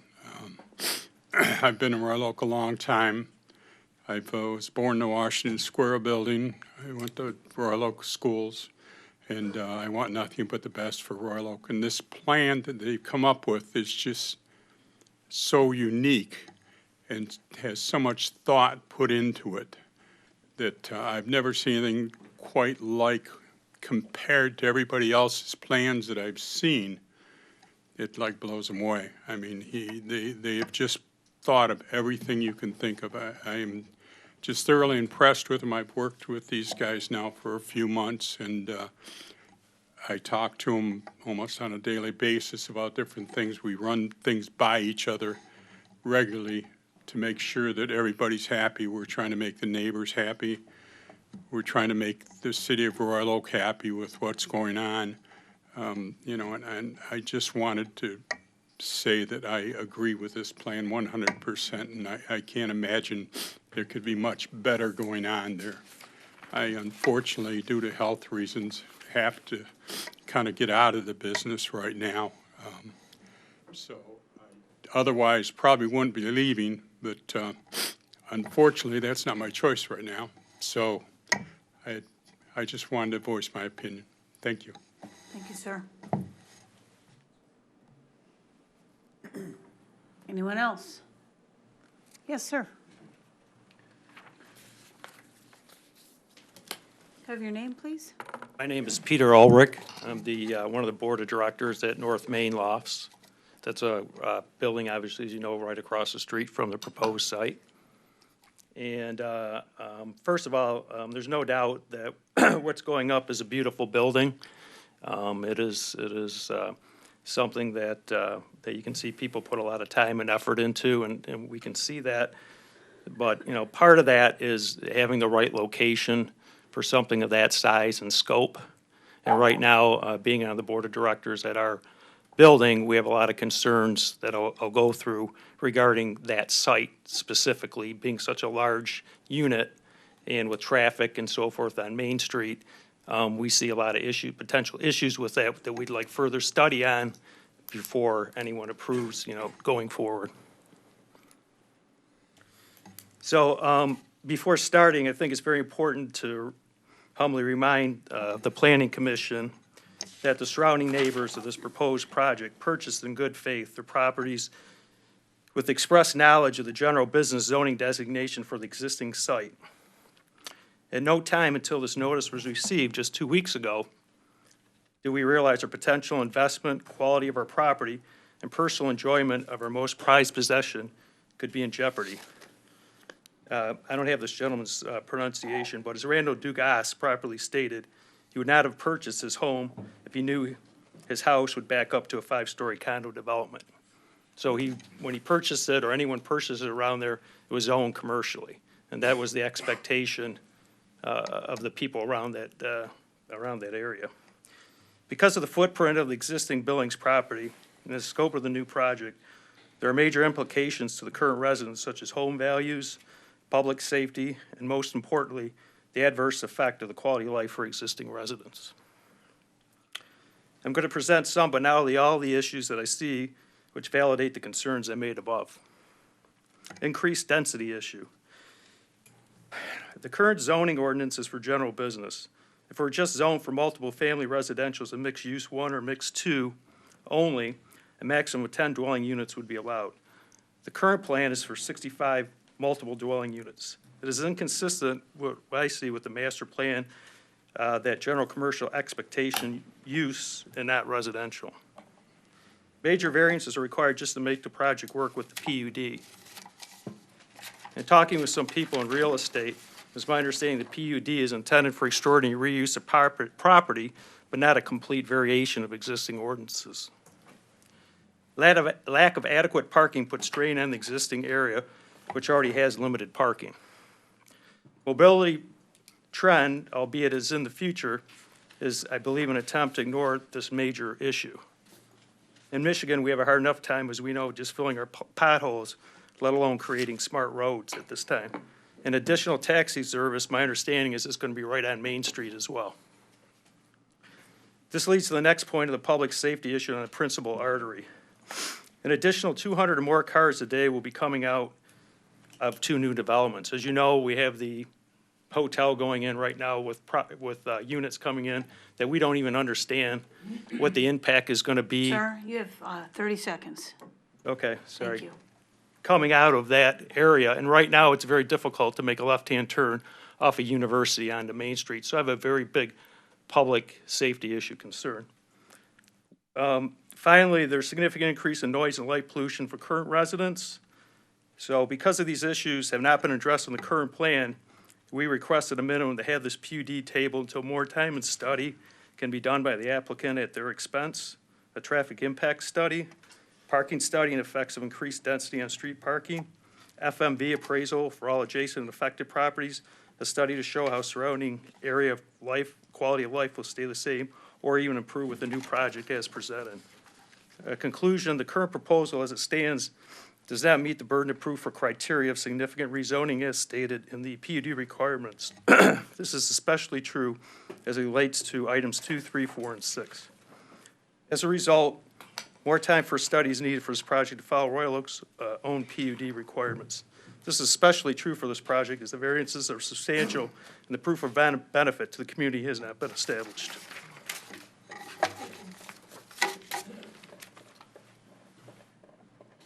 Anyone? Yes, sir, on the aisle. Anthony Mancini. I own the Hamlin Corner directly across the street. First of all, I just want to say the building looks beautiful, and we are super excited to get another residential. And if we can get more residential and office space, keep up the good work, but it looks great, and we're very excited. Thank you. Yes, in the back.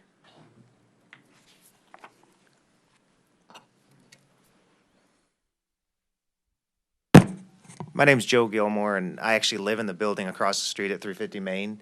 And, you know, based on the site plan, based on what's here, my building, or my unit actually looks directly out at Billings, and with all due respect to Billings, a longtime Royal Oak staple, I'm looking forward to looking out my window and seeing this building. It's beautiful. I think it's great for the community, great for the area.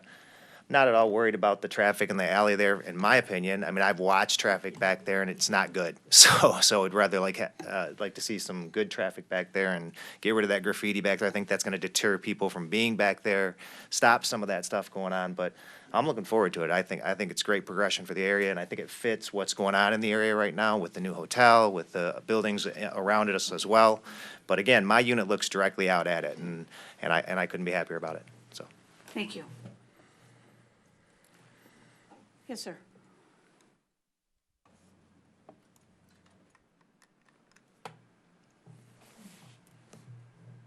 Good evening, Council. My name is Jordan Jonah with AF Jonah Development. We currently own the property across the street with the Main Art Theater and also the retail and office at Main North here. The developers did reach out to us, and we did look at this plan. We are very much supportive of it. We think it's a great addition to the area. The traffic and trip counts really didn't faze us. The 60-plus units, the generation of trip counts really wouldn't make a difference at 11 Mile and Main. We're looking forward to having this building as a nice addition to the area. Thank you. Thank you. Anyone else? Yes.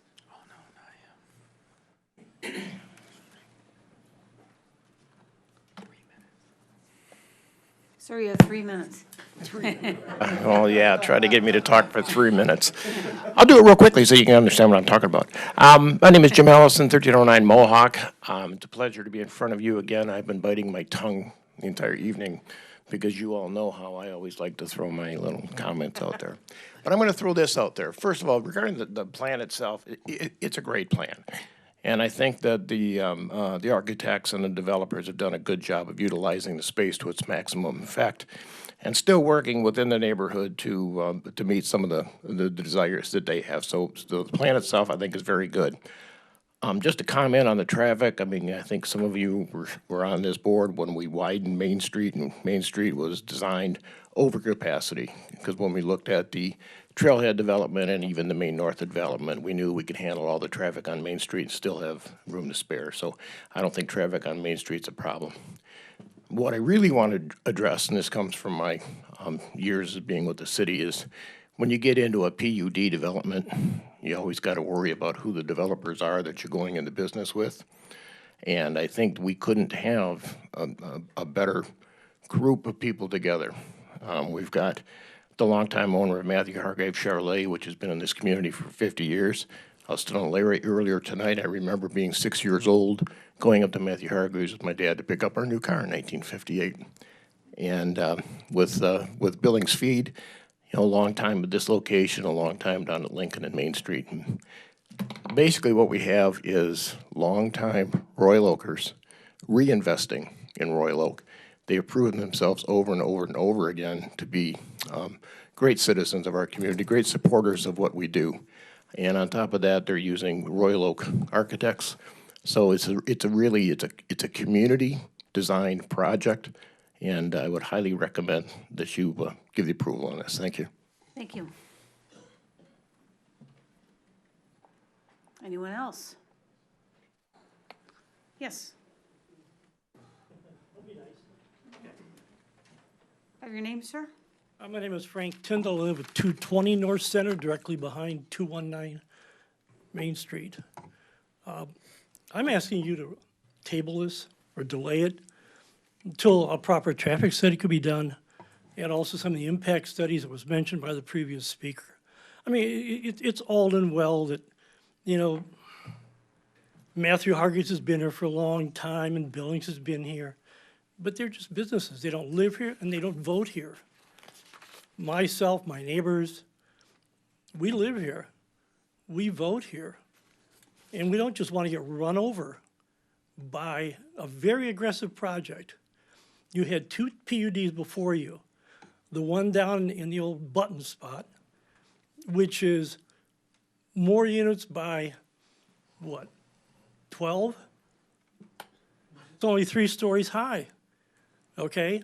You're coming out on 2 side streets that can control the traffic and direct it directly into Washington. You're gonna shove 100 cars, conceivably, down an alley. That if anybody's driven that alley, it's a blind spot as soon as you get up to 11 Mile. And you're gonna have left or rights? Are you gonna stop the left, no left turns? We're gonna put a light? We already have a light at Main. We have a light at Center. What are you gonna have, a light, and a light? You know, there needs to be more study put into this.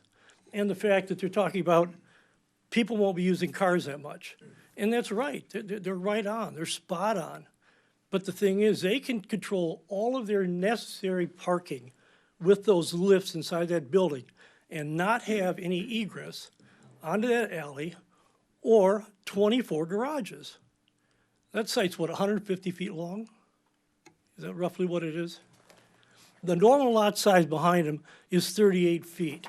So if they want a curb cut every 38 feet, well then, there you go. Do the math. 5 garages, 5 curb cuts. At least you'd be somewhat in line with the neighborhood. I'd rather have none, because people are gonna come and go at all hours of the night. I'm gonna have guarded flashing lights, like it or not.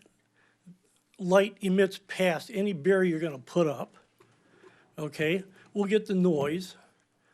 We'll get this extreme density. I mean, I'm gonna have, So you have 30 seconds? yes, thank you. I'm 30 gonna have seconds?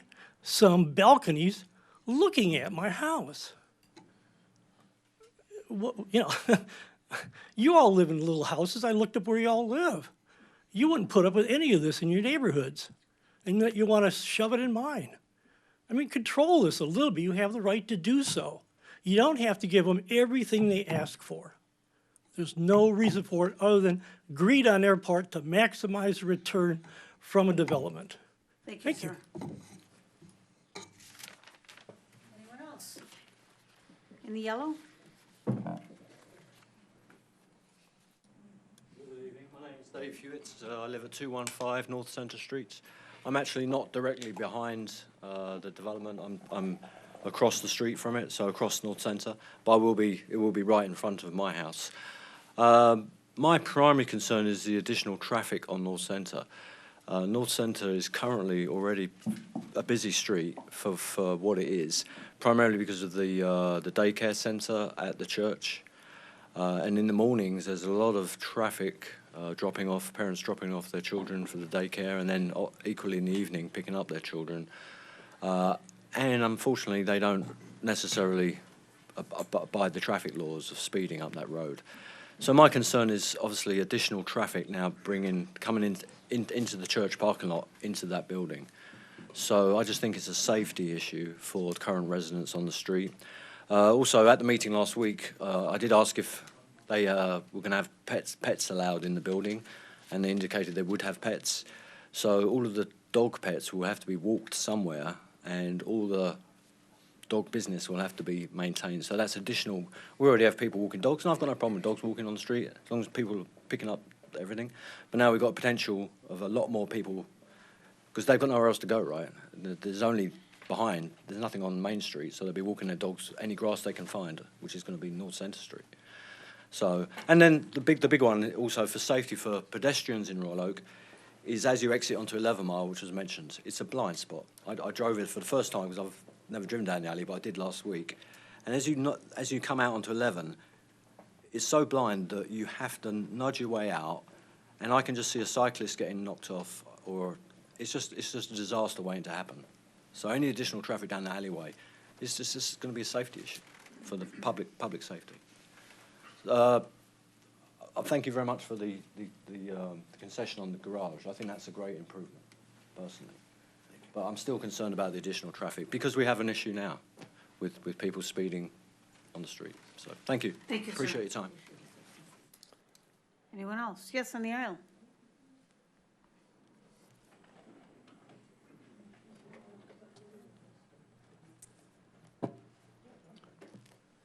My name is Tom Halleck. I live at 210 North Center. I'm going to pass some pictures. I'm sorry about the quality. My printer decided to be grumpy, so I stopped printing additional quantities of them. There's two pictures.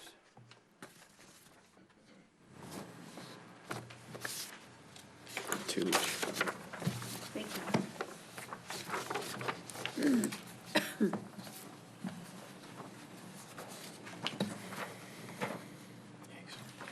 The pictures I presented to you are what people will see when they come into this project. That's what you see from the alley. As you can see, it's a blind corner. There is a hut there for the church, and there is a large dumpster. That is a completely blind corner coming around there. People aren't going to see anything until they're about 3 garage spaces down, having already run through the first couple. I'm not opposed to the project. I think it's a very nice looking building. I think Mr. Krieger has done a beautiful job with the design work. But one of the primary functions of the Planning Commission, and I know that well, thank you, is safety. And this does not meet safety. I would point out to you that 100 North Center was denied access to the alley and had to bring their cars out onto Center Street because it was deemed unsafe by the Planning Commission. The condos at 11 and Main were also denied access to the alley and had to come out onto Main Street because it was deemed unsafe to use that alley. Zumba's, which is now Casinas, was denied access to the alley because it was deemed unsafe. Mr. Billings' place was denied dumpster access from the alley because it was deemed unsafe by the Planning Commission. And now we're talking about, and I do thank them for removing the main exit for 61 spaces, but we are now talking about permitting more than any of those buildings would have allowed, and yet were turned down. There's also a thing known as equity during zoning process. Those buildings were denied at the condos at 11 and Center. They were denied. Why would you approve this when this has significantly more? And at least down there, they had an open view. Here you come around a blind corner. That's not good. It's dangerous. You're going to have accidents. And also, the signage is wonderful, but if you lived around 11 and Main, you'll see people driving south on the alley behind the, of 11 Mile. You'll see them driving south routinely down there. You'll also see people coming north up Center Street, south of 11 Mile. Neither one of those is legal, but it happens all the time because people try to avoid the corners. That's what happens over here. They turn left because they get tired of sitting in 11 Main, and they swing up that alley at about 25, 30 miles an hour so they can get away before the police sees them. And anybody who pulls out of one of these spaces is never going to see that car coming because they're not going to be looking that direction. And I can tell you from working out in my backyard, there's in a 4-hour space, you probably get 10 cars going the wrong way, and they're moving. So I would just simply say that I like the project, and I'm willing to put up with the fact that it's twice as tall as it's supposed to be. I like the fact that they've tier-caked it back. I can deal with some of those, but this exit out in the back is not a good idea. You're going to have accidents, and you're going to have injuries, and there's a lot of people walking down that alley from the church. That church is active most nights of the week, and a lot of those cars go down there, and a lot of those people walk downtown down that alley. They're going to get creamed by somebody coming around because you're going to increase the traffic. They're going to swing around that dumpster, and it's going to be bad news. So I would really highly recommend that while you approve the project, that portion of it needs to be rejiggered. And it's not a hardship, it's self-created. Thank you. Thank you. Anyone else? Yes. Your name, please? Hi, I'm Michael George. I'm here on behalf of the four-unit multifamilies at 118 and 120 North Center Street. There's a private lot behind there that we utilize for the parking, and the tenants use that alley. My concern primarily, well, first let me say that we did meet with the group last week, and the elimination of the egress was a huge step in recognition of what we're talking about right now. And the concern left remaining is, as Tom mentioned, is the garages, because as people back out, until they're able to see from their driver's window what's coming down the alley, they're relying on who's driving down the alley to see them coming out and stop. So the potential for accidents goes up, and the obligation is really on the driver that's pulling out to, make sure that it's clear, and there's not really a way for them to do that. So what I would ask is that that further consideration be given to some options for addressing that, whether it be that the entrance to those garages is from the inside, or something robust were in place to ensure that the driver pulling out of the space is able to tell whether or not somebody's coming, in addition to the person driving down that street noticing that someone's coming, so that it significantly reduces the chances of an accident. Other than that, I would like to say thank you to you guys for the opportunity we had last week to review it. I think it's a great addition to the area, and all in all, I'm in favor of it. It's just this one part that I have a concern about. Thank you. Anyone else? Yes, right here on the aisle. Good evening, Madam Chairman, Rest Commission, Brandon Colo, 600 East Hudson Avenue. I'm here tonight to speak in favor of this project. And that's not to say that there aren't some real concerns voiced by citizens tonight, and there are some concerns. I'm personally living right now with a 3-story building being erected in my backyard that I didn't necessarily want. That being said, this downtown location is a great spot for this type of new complex. And it has amenities that we don't see anywhere else. My brother lives in Chicago, moved there after college, lives on the Gold Coast, pays about $3,000 a month for his tiny little apartment, but has an amazing views. It has a concierge, it has a rooftop terrace, and he loves it.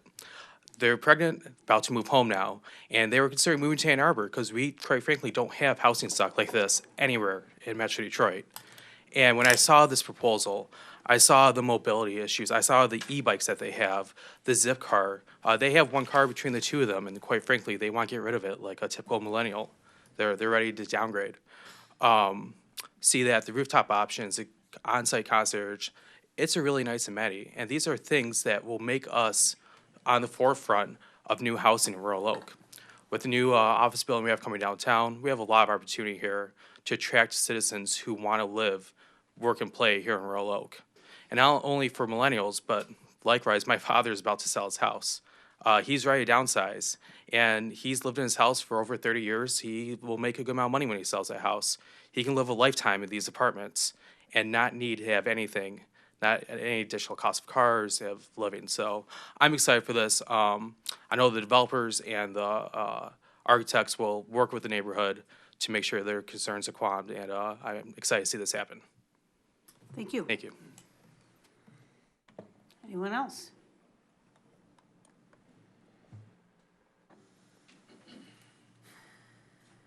Your name, sir?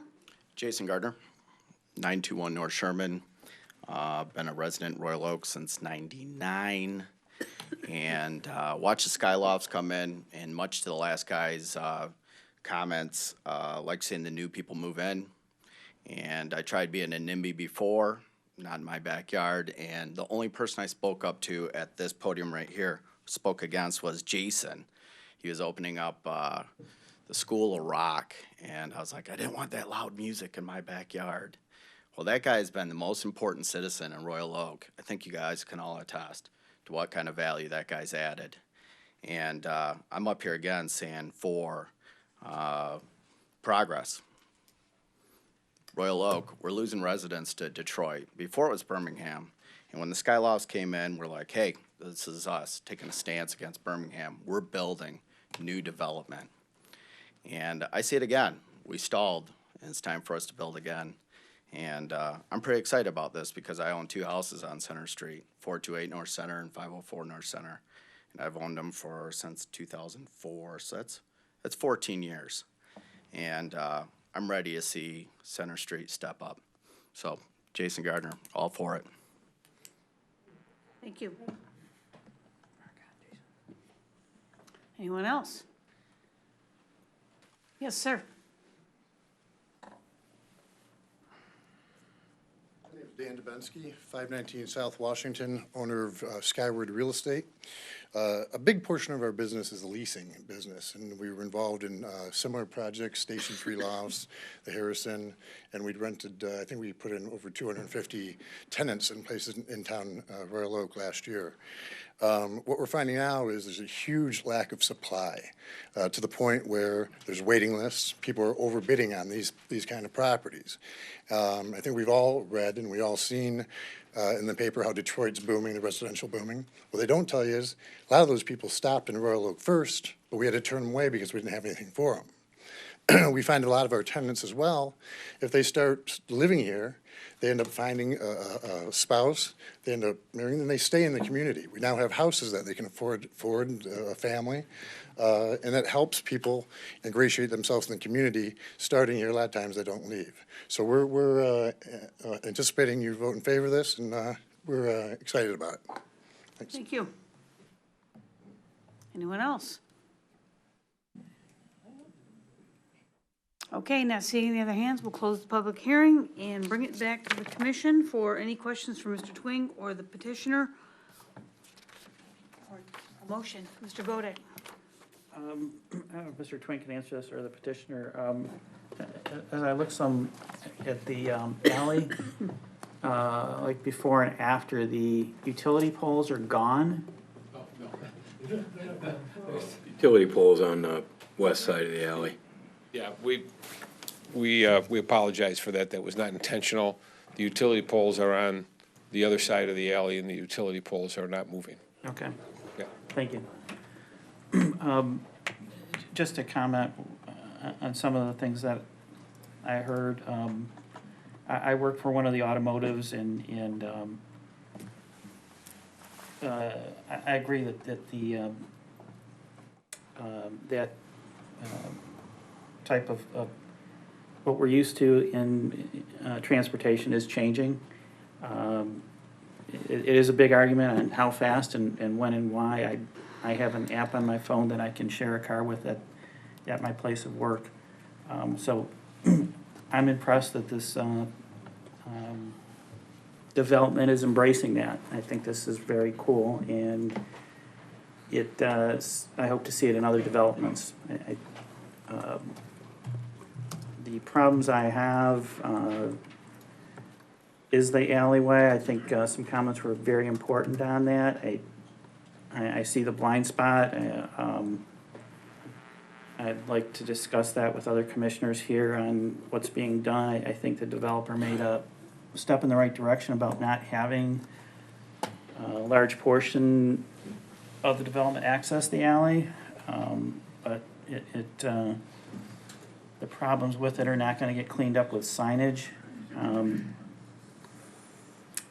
And on the other side of that, sitting on the traffic committee, when we see people that don't obey traffic rules right now, those are your neighbors, because they're going the wrong way to get to Center Street. When we step up enforcement for speeding or other issues, and we have the deputy chief of police report back to us on who he's writing the tickets to, it's your neighbors. So it's a problem that you're gonna have no matter what happens in that alley. If it's a problem now, it's not gonna be necessarily exacerbated by this development. But I do see the alley having challenges, and I'm just not convinced that the signage and widening it is gonna be enough to fix that. Other than that, I think this is a great plan. I like the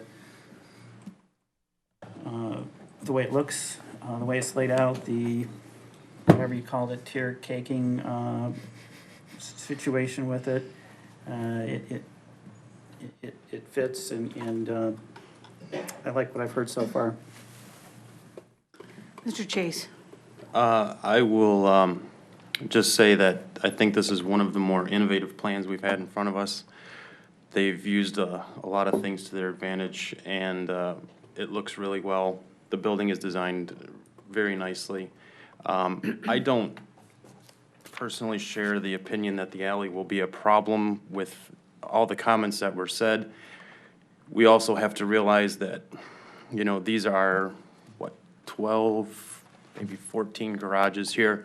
These are people leaving at 7 to 8 in the morning, coming home at 5 at night. It's not constant traffic for this particular development. The people that are using that alley during the day are not the ones that are probably going to live here, since there's no access. I don't think it's going to be as big of a problem as people think as we progress. We have the same arguments with multiple developments around the city, and as people get used to traffic flow, so does the neighborhoods as well. So I'm in full support of this, and I think it's a great project.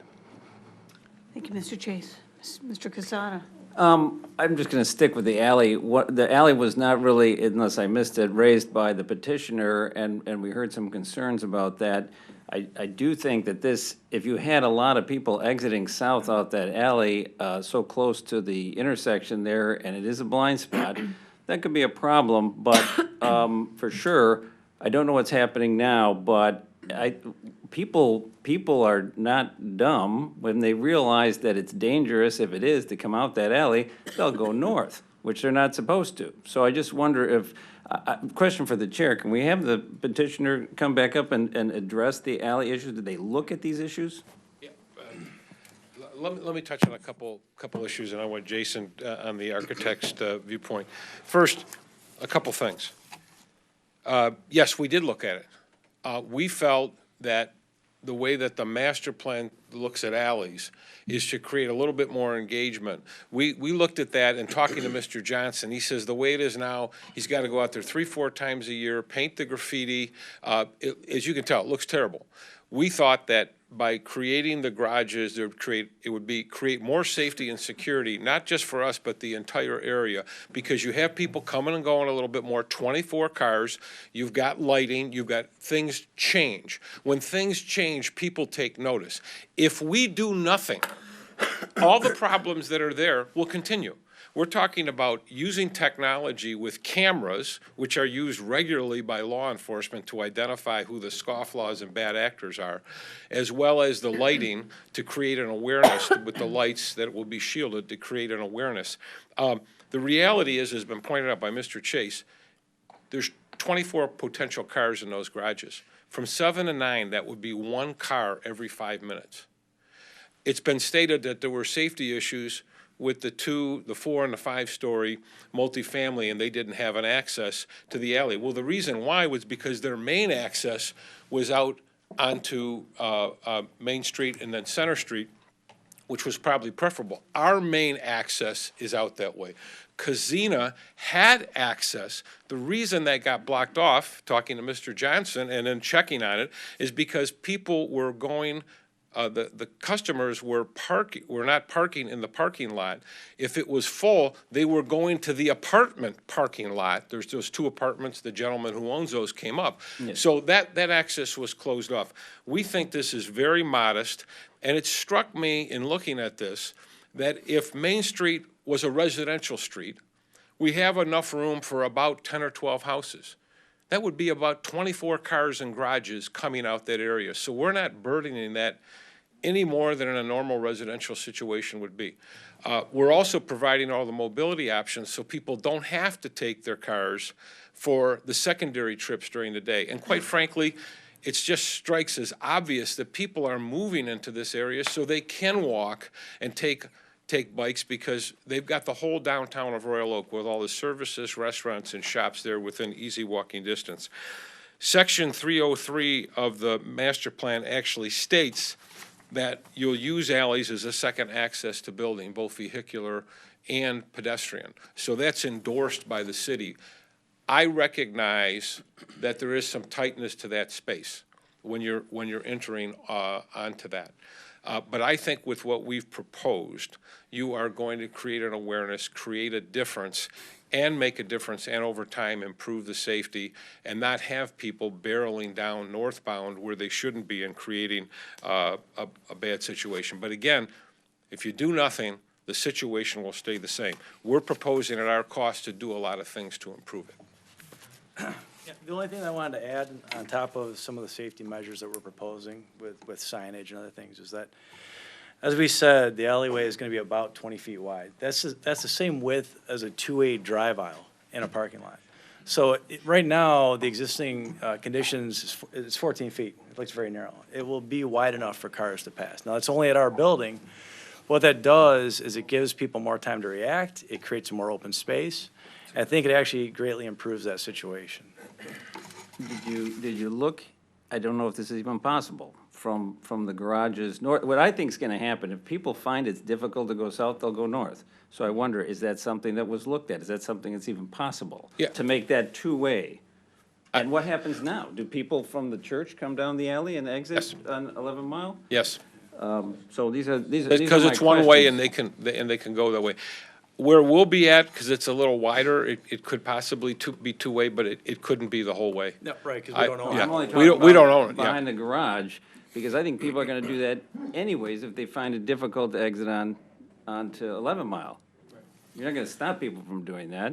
They're gonna do it. Our proposal is to, with the signage and the cameras and the lighting, is to stop that bad behavior. And by the way, you know, have been on this body and some others, you can't base planning and projects on bad actors and bad decisions. I mean, those things are gonna happen. I think you've gotta go with what the majority of But you people are base doing. planning on natural behavior. Well, right, but it's that behavior is not supposed to occur, and we think it's clearly because of the signage. Just putting two signs at the end of that street, do not enter, it's not there right now. The sign is bent, people don't even know what the rules of the road are, so we think this will help tremendously. By the way, I will give the credit to Doug, but he had a very good idea. To alleviate some of the situation with those, we can push all the garages south, which would create spacing. Why don't you show them, Doug? So out of the 300 feet, not 150 of the building, let's say the 12 garages are 270, 260 feet of the 300. We could shift the whole section to the south. To concern coming around the dumpster, you'd have another 30 or 40 feet before you come to the first garage. That would be something that would be easy to do if that's of interest. Right. That would create more than enough reaction time for somebody coming around the corner. And then with the alert lighting automated with the garage doors opening, it would improve what's there now. Is the route through the parking lot there, is that alley or does that belong to the church? That is a designated public alley. The reason that was designated that way is there's an alley, if you go on University North, if you go to where the flood law office is and where contract design used to be in Kurt Luke's building, there's an alley there. That alley came all the way through. The city permitted, it was the Baptist church, First Baptist, now Genesis, to build through the alleyway. And when they did that, they put the alley off of Center Street to still, so the public could still have access to that. So that is a designated alley, and it's shown that way on the city plans. Okay, thank you. Thank you, Mr. Casada. Ms. Douglas? Couple suggestions in terms of the alley. One of the possibilities that you raised was speed bumps. I know we don't do speed bumps on city streets because the plow, we can't have the plow operators, you know, hoisting it up every time they get there. But here, your snow removal is not gonna be a big old snow plow, so you wouldn't have that risk. I would suggest that you consider that. I would also suggest that on the pavement next to the garage doors, you paint yellow striping there so that people, Mr. Krieger points out that it's wide already, but this would kind of encourage people to stay to the right as they're coming around that corner and driving by those garages. That's a good idea. So, you know, we live in a city that's almost, it's what, almost 100 years old? We deal every day with a completely built-up environment. Older buildings, weird alleys and configurations. And if we lock ourselves into, you know, having to have everything perfect and eliminating every possible bad actor, every possible risk, we're never going to do anything at all. To me, this is a textbook case of a developer doing all the right stuff. From the thoughtful design to the consideration they've given to the neighboring community, to the compromises that they've made, the plan that you offered with the cameras and the lighting and the signage and the so on and so forth. I think we as planning commissioners, if we want growth, and in fact, we have a study, a very credentialed study that says that there is demand in our market for exactly this kind of housing, as the gentleman from Skyward pointed out. I think this is a textbook case of the kind of housing that is in demand today and of a thoughtful developer who has done all of the right things to bring us a property that will enhance our community. I love it. Thank you, Ms. Douglas. Mayor? Yeah, I think this project definitely brings recognizable material benefits to our community. You know, it brings a little piece of everything we're trying to do here, both in terms of, you know, our structures, but also being visionary and looking at where our community will go, not just Royal Oak, but, you know, the macro and mega trends that we see happening both in urbanization as well as transportation. I take seriously the concerns that were brought up regarding traffic, safety, and I think Mr. Halleck brought up a good point regarding equity. In my opinion, traffic, you know, specifically addressing the alley concern, you have 24 vehicles there. I mean, we're talking about a downtown that has a lot of traffic, 11 Mile. You have Main Street that has quite a bit of traffic. I mean, Main Street was built to pretty much hold, I can't remember what the count was, but we're nowhere near the capacity on Main. In fact, at one point, we were flirting with the idea of converting some of those lanes into bike lanes, et cetera. So the capacity is there to handle the traffic. Every 5 minutes, that's what I sort of calculated up here when I thought about the average commute hour. And that's assuming everyone that has those garages commutes. I think you're gonna have a number of those people that, you know, will work from home or they'll walk to work. We have I think we're on target to get well over 1,000 new office jobs here in the community. The safety concern, I look at it kind of, are we making it worse or better? I see we get certainly, you know, the way the alley is right now with the graffiti, the lack of signage. It can only get better in regards to safety by putting signage up there, as well as, you know, keeping it active to some extent with illumination and actually having people that can look out their back window and cameras that have been suggested to eliminate some of those concerns. I think, though, you know, there's still will always be some lingering issues, and I think that, and this probably fits into the equity discussion as well, I think that we have to consider that technology, you know, can play a role in helping us make this area safer. I know we talked a lot about vehicle detection, but a big trend that, you know, hasn't been mentioned is pedestrian detection. You know, cameras can recognize, you know, Dennis Cowan from, you know, 20 miles away now and get his profile and you know, I say that in jest, but there are very affordable options out there that, you know, we can make it work. And I know the city, if there is a increased hazard, which I wouldn't foresee, you know, the city is clearly, you know, apt to support whatever we need. You know, if there's a tweak to the permit or putting something on the right of way, we can certainly accommodate that. Turning the corner at 100 miles an hour, the way I'm looking at it, one, the people that will be using it primarily, you know, live there. It would be an unusual circumstance if they were coming around the corner too fast and unsafe, but then you ticket them and they will not do that again if they're one of the primary drivers. And then as far as the ability to come around that corner really fast, I think there's some things that simply can be done. You mentioned speed bumps, things like that, that can slow cars down and not have to, you know, deal with that situation. So I think as it relates to safety, I hear the concerns, but I don't believe that we are unable to address them. I think those aren't issues that are insurmountable, given the overall material benefit that this project is going to bring to our community. I'm fully in support of it. I think it will have some existential benefits as well.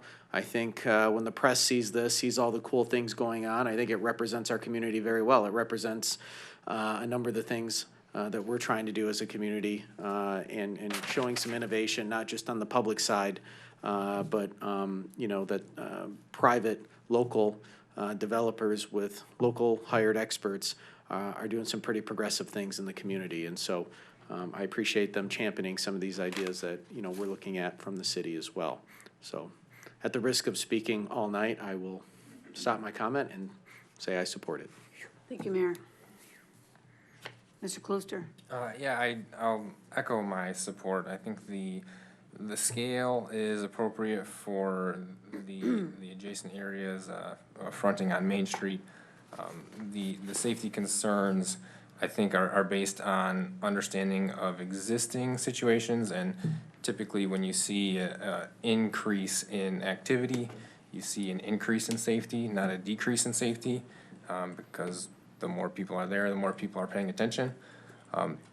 So I don't think there's a significant increase in safety concerns along that alley, and I would anticipate that the safety concerns that are prevalent now will be alleviated or reduced by increasing the activity back there, and support kind of the general character of the project, you know, putting the public facilities on Main Street, maintaining that as a kind of walkable pedestrian corridor, and pushing the parking back off of kind of your main public spaces.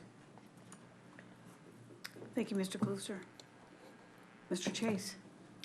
I would just like to make a motion to approve the rezoning from general business to planned unit development and the preliminary site plan, or do we have to do two different, Tim? We did one last time. Motion by Mr. Chase, support. Support by Ms. Douglas. Can I jump in? Please. I'm going to suggest you do, or obviously the planning commission's happy with the plan as presented. Some of the staff contingencies or requirements, I think you need to add to it based on the discussion I've heard, so I'd like to outline those before you vote. Meaning their presentation is to eliminate the access to the alley from the underground parking, or the, not underground, but the surface parking area. That wasn't part of the original submission, so I would suggest you add a contingency that's B11 that eliminates the access to the alley and that adds parking spaces to that location. In addition, the discussion was to, in terms of the turn on the alley going southbound as it's currently configured, the proximity of the proposed garages to a blind corner, and I think it was a good idea to move those garages to the south. I would suggest that you add that as a B12 item, as that those do move to the south to add that extra space. On item 13B, I would suggest is that it is the city commission action is going to have to grant an Uber drop-off area in the public right-of-way of Main Street, so I would contingent it upon the city commission agreeing to that drop-off space as part of a right-of-way. The planning commission doesn't have control of the public right-of-way. So I would make that as a contingency of their submission, is that the commission agree to do that. If they don't, then they won't be able to have the drop-off space. The last item in regards to the alley and the proposed signage and all of those, again, it's a public right-of-way. Generally, the public right-of-way and signage, particularly traffic control signage, is controlled by a traffic control order that goes through a rigorous process that the city has established in terms of the staff traffic committee, the traffic committee, and the city commission agreeing to changes in the public right-of-way. So I would simply add a condition there that that any of the recommended changes to the alley, whether it be more do not enter signs, one-way signs, and or speed bumps, be conditioned upon that approval, and that they be required to install any of those items that come as part of that. I mean, frankly, they could potentially study it and decide to turn the alley northbound. I mean, I don't know, but I think that I would follow that normal process in issuing traffic control order signs for traffic control type signs. Do not enter, one way, things like that. So those would be items I would add under, or suggest that you add under B. Do I have to amend the motion specifically for each one of those, or can we? No, you can just amend Yeah, you it can pursuant to yeah. that if you concur with all of them.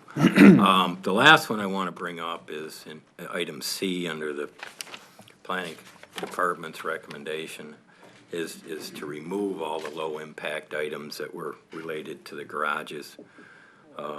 Particularly at the time, they were talking about alarms and noise. I still would have concern over lights flashing, as a strobe flashing type light.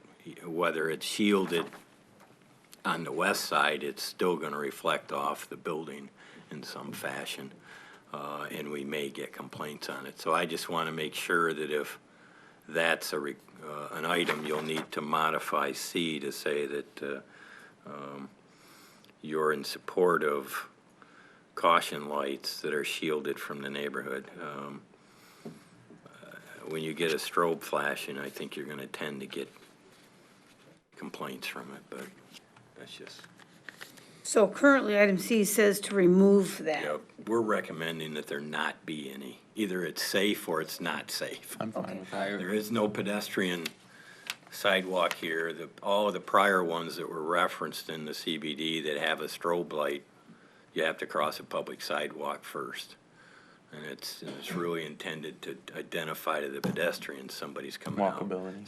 Sky Lofts, the 5th, North Main Lofts. And you are back 6 feet here, so I just want to make sure that if you want those lights, that there may be complaints coming from them. So, Mr. Chase, you made a motion. Would you agree to accept the addition of items B, 11, 12, and 13, and 14, as outlined by our I would, community as director? well as the item C, to get rid of the strobes or shield them. Was it shielding or just get rid of them? Get rid of the lights. That's I don't fine. think you can shield them. I think when you see a flashing light that goes off, to So warn keep you, C in. That is, okay. Okay. to get rid of all of it. Is there still support for But- this motion? Okay. Mr. Is Chase. this their final site plan? Well, this is your recommendation to the city commission. So yes, that's what they're asking for, is you to recommend to the city commission to rezone this to PUD. Yes. We'll require them to make these modifications before it goes up there, before it goes to the commission, and then the commission will take whatever actions it sees fit. Okay, there's a motion on the floor. Any discussion? Okay, so I haven't chimed in.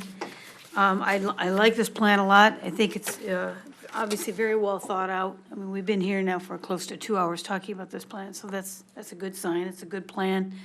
I have zero concern about the alleyway. I think these are people who live here and work here, and I think if they decide to play here, they'll might take an Uber option or a Lyft option, or maybe ride a bike. I appreciate this plan. I appreciate everything that's gone into this plan and the effort that's gone into it to make this north part of 11 Mile accentuate this area. It deeply needs it. I think this is a good beginning for that, along with the hotel. So with that, I'll be supporting this motion. Anyone else? I'll call for the vote. All those in favor say aye. Aye. Any opposed? Motion passes.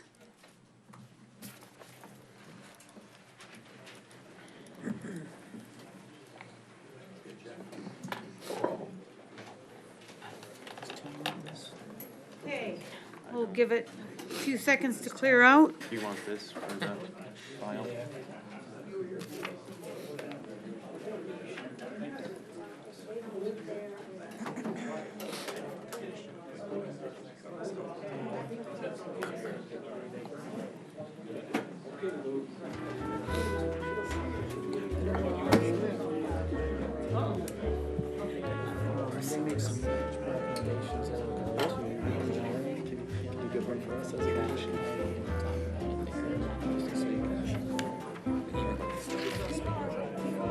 Thank you for not making me word those back into the agreement.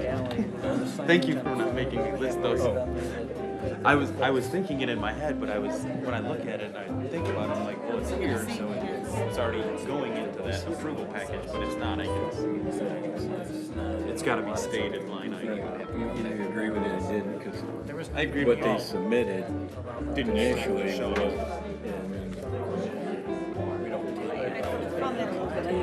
The Center Street folks, you know, those old homes have been there a long time. I mean, this is gonna, nothing but consensual. This could have been a commercial. Can we gavel this so we can keep on? Yeah, yeah. So, I mean, you can't. Hammer it, clear them out. Excuse me, could we need to move on to our next item, Just take it out in the hall. folks? I can't use the gavel, I'm not a gavel kind of girl. That's what it's there. Give me that thing. I'll hammer I had no chance, right? it. I'll do it.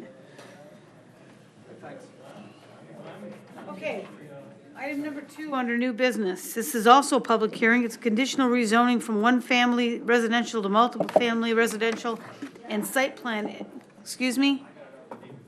and site plan SP 18-02-04 to construct a new 2-story, 25-foot building with 6 multiple family dwelling units and renovate existing 1-story building into 2 multiple family dwelling units at 720 North Campbell. Mr. Twain. This site is located on the southeast corner of Forest Avenue in North Campbell. As you indicated, the petitioner is requesting a conditional rezoning. Again, so that would mean you're providing a recommendation to the city commission on that rezoning request from one-family residential to a multifamily residential. Their intent is to, as you indicated, construct a 2-story building containing 6 dwelling units, a new building on the site. Each story would have 3 one-bedroom dwelling units. Then secondly, they're proposing to renovate the existing storage building that is on site into 2 additional one-bedroom units for a total of 8 dwelling units on the site. They're going to maintain the existing off-street parking lot and reconfigure it into 12 parking spaces. So that's really the gist of the proposal in front of you. As part of their request, they are asking you to consider deviations from specific ordinance standards. The first listed is in regards to the building orientation and entrances.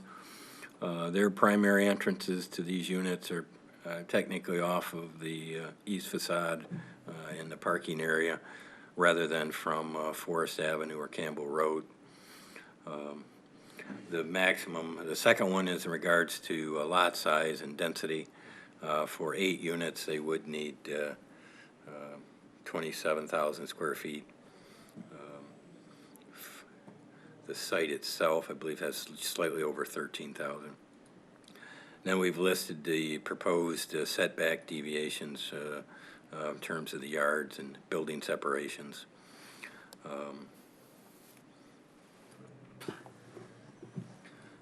We've also addressed landscaping. In terms of parking spaces, there is also a deviation requested for 8 units. You'd need 16, and again, they're proposing 12. So that's the outline of the proposal, as well as the deviations from specific ordinance standards under multifamily. Thank you, Mr. Twain. Any questions? Not seeing any. Could we have the petitioner please approach? Dennis Cowan with the firm Plunkett Cooney on behalf of Lou Doman and the Campbell Place project, and Mr. Doman is here along with Jeff Klatt, the architect.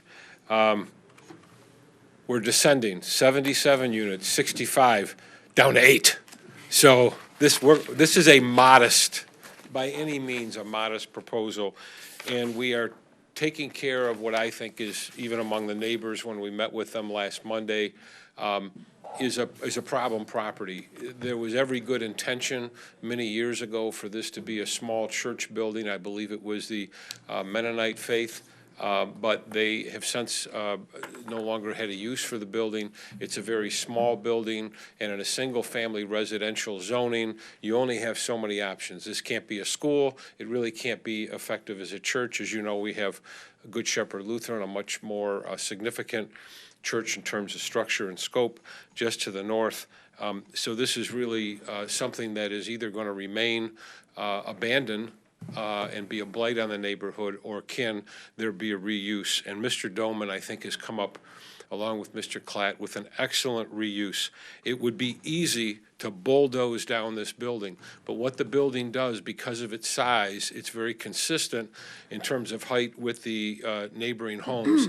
If you can take, and what we're proposing is to do a 2-unit in that one building, to transition nicely then to 3 2-units, and that fits in and actually is lower in height than some of the homes in the area, and certainly lower than the church. So it transitions very, very nicely.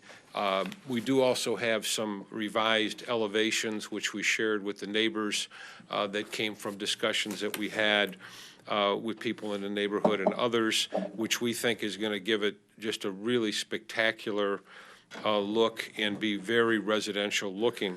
So what we are asking for this evening is 2 actions: your site plan approval and then a recommendation for conditional rezoning. The important thing for you from the planning perspective is we are consistent with Master Plan Objective 1.3 that ensures multifamily development and redevelopment is consistent with surrounding neighborhood characteristics. Under those guidelines, there's 5. We comply with 4 of those 5. So we have really tried with the design to meet the characteristics of the neighborhood. We have, the introduction has already occurred not too far away of multifamily. But again, this is, I think, a creative and a good reuse of an existing property and taking care of what could become a very blightful situation. But again, I don't want to deal from fear. I want to deal from hope. And from something positive, and I think Mr. Doman is going to have a very excellent proposal to show you. So without further ado, I'm going to turn it over to Mr. Doman. Thank you, Dennis. My name's Louis Doman. I'm owner of the property. I bought the property in December. I've assembled a team, both Dennis and Jeff. Tried to hire the best that I could find. These 2 guys are fully capable of helping me with this project, and I'm truly excited about the possibilities on this particular lot and corner in Royal Oak. With that being said, I thank you for your time tonight, and I'm going to turn it over to Jeff to get into the actual nuts and bolts and pictures and stuff. Good evening, and thank you for your time. Jeff Klatt with Krieger-Klatt Architects, 1412 East 11 Mile. And we have a brief architectural presentation, then we'll follow up with any questions you may have. Tim, can we jump to, I think that's slide 3, the aerial view in our presentation? So as Tim mentioned, we're located at the southeast corner of North Campbell and Forest Avenue. We're the yellow shaded area. We're directly south of the Good Shepherd Lutheran Church. The next few slides just represent some background context, or show the surrounding context, I should say. This is a view looking towards our property across Campbell, so looking to the east. You can see the 3 mature trees that really shield the site. This is a view along Forest Avenue, looking at our immediate neighbor to the east of us.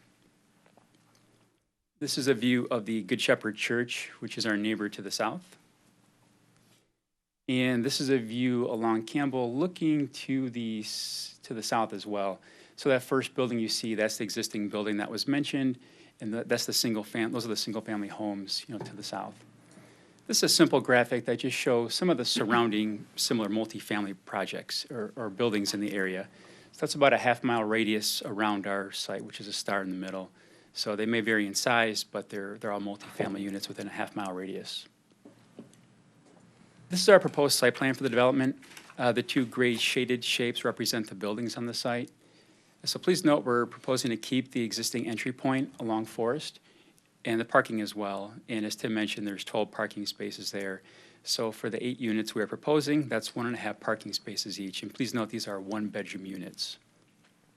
So if I can stand that slide to him real quick, just briefly, all the parking is shielded along the south and the east side, and we are proposing a dense evergreen hedgerow as we move from the paved areas that would be to the west. We thought it'd be a little bit softer to have the arborvitaes versus a hard fence there. As was mentioned too, if I can stand that real quick too, Tim, just, the darker gray shaded shape is the existing building. So we want to keep that for several reasons. One, the size is appropriate for 2 units. These are 600 square foot units roughly, so fit perfectly. And then 2, it didn't make sense to put it in a landfill because the building's in great shape. The foundation showed no signs of settling, the concrete slab's in great shape, 10-foot high ceiling, so it's appropriate for this type of development. So we have a minor facade improvement, so it'll match the building, the new building we're proposing. And that footprint's roughly 1,260 square feet. The new building's a little bit larger at 2,124 square foot from the footprint, but again, 6 units, 3 on the ground floor, 3 on the upper level. Another reason to pull the buildings apart was really to help break up the massing on the street. We looked at one large building, but it seemed too bulky as compared to the single-family homes to the south. So it's in the next graphic on the following slide. What Dennis mentioned, that represents a transition. So if you look at the building to the left, the Good Shepherd Church, it's significantly higher, you know, at the top of the peak. And then as we move from 2-story to single-story, it's more in line with the neighboring homes to the south. So again, it's comparable in height to new single-family homes as well as the surrounding homes on Campbell. Also, another good thing about pulling the buildings apart, it creates a unique green space. So that's a place for bicycle parking, it's a place for barbecues, just a green space, which also provides a pedestrian connection to the sidewalk. This graphic here just indicates how we were trying to respect the setbacks along the street, both Campbell and Forest. So the yellow shape is our building. The dashed red line is the average setback, about 25 feet along Campbell. So that's comparable to the church as well as a single family. And then along Forest, we were respectful of the neighboring home too. These are the proposed floor plans for the building. The blue shaded areas represent the living space. And as was mentioned, the primary entrance is to the rear, primarily because of the parking. Parking's at the back, so we felt it was logical for the fact of bringing groceries in or just daily commutes into the space. It made sense to keep the entry at the back of the building versus the front. As you may see from that same graphic, Tim, if we can hold it there, the primary living space fronts Campbell, mainly because we do have a pretty deep setback as well as a deep right-of-way there too. So there's ample green space, with a tree that was shown on the first image too. So we felt the views were more attractive out of Campbell versus overlooking the parking lot to the back. Also, per our neighborhood discussion, it made sense to really to keep our primary views towards Campbell versus their backyard to the east. So as on our second floor, we have balconies proposed. They don't want views looking into their backyards. This is the existing building, same floor plan, same general setup. And then this was the original elevation that we proposed. It's a bit more contemporary in style, dark gray brick, cool gray brick, steel balconies. And after meeting with the neighbors, we felt a more traditional approach made more sense. It fit the neighborhood better.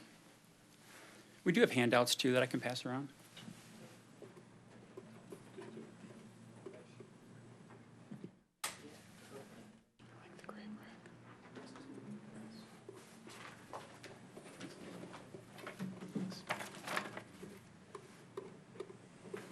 Definitely more fitting of the neighborhood along Campbell, both in building form and materials. So it's typical to what you see on new developments. James Hardy lap siding, some shake siding, contrasting white trim, asphalt shingle roofs.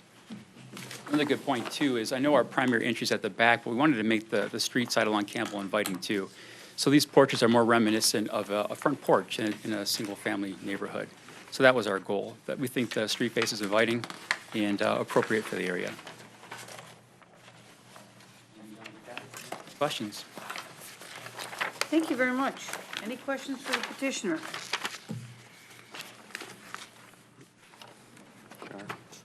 Ms. Douglas? So the new design you've shown us here, what we see, the doors we see on Campbell on the ground level are sliding doors? As shown in the floor plan, those are French doors. They are swinging doors. So we would, as shown in the plan, there's swing doors, French doors. Oh, okay. Any other questions for the petitioner? Okay, Nancy, we're gonna ask you to sit down and open up the public hearing. Anyone, yes, ma'am. We'll just need your name. Good evening. My name is Susan Harden, and I am a 30-year resident of Royal Oak, and I live at 914 East 6th Street. I came here to support the Campbell Place project tonight on two fronts. First for Mr. Doman, and then also the project itself. So I've known Lou now for 12 years. We met when we were both fundraising for the Leukemia and Lymphoma Society, and we were running marathon together.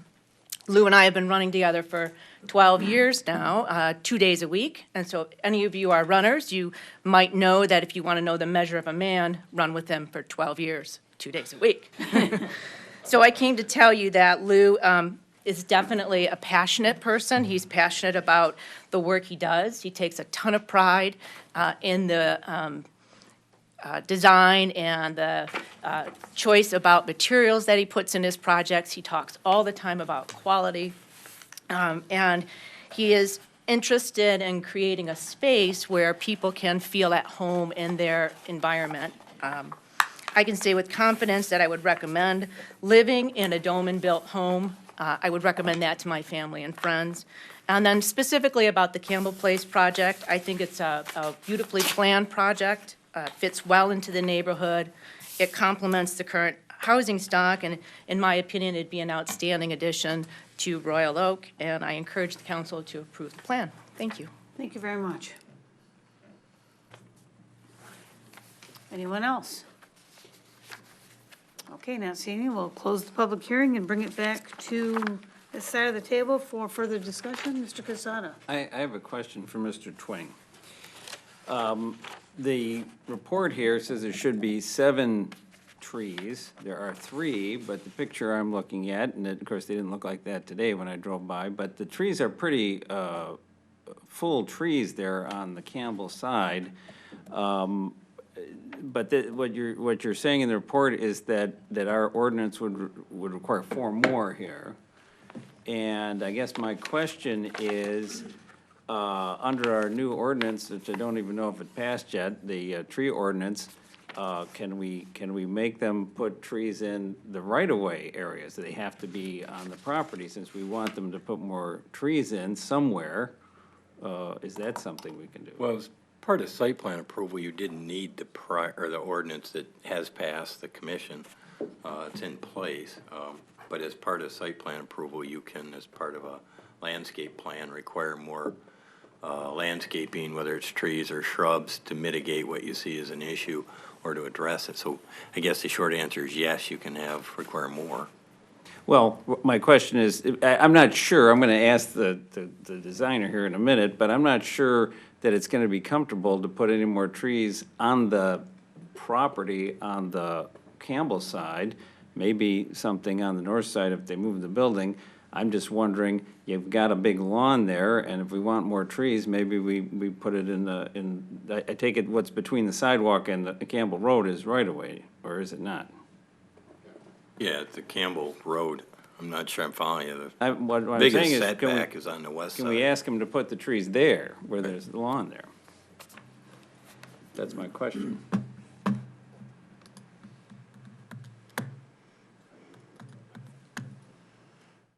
Yeah, you can ask them either spot. Okay, great. So, Any other questions? well, I would You like want- to ask the petitioner about the landscape design. Can we do that? Could you answer the question about the trees, the placement of the trees, and then if there's the ability to add any more to this particular site, Yeah. in your opinion? Yeah, to be succinct, you're supposed to have 7, you've got 3 existing trees. Tell us how you solved this problem.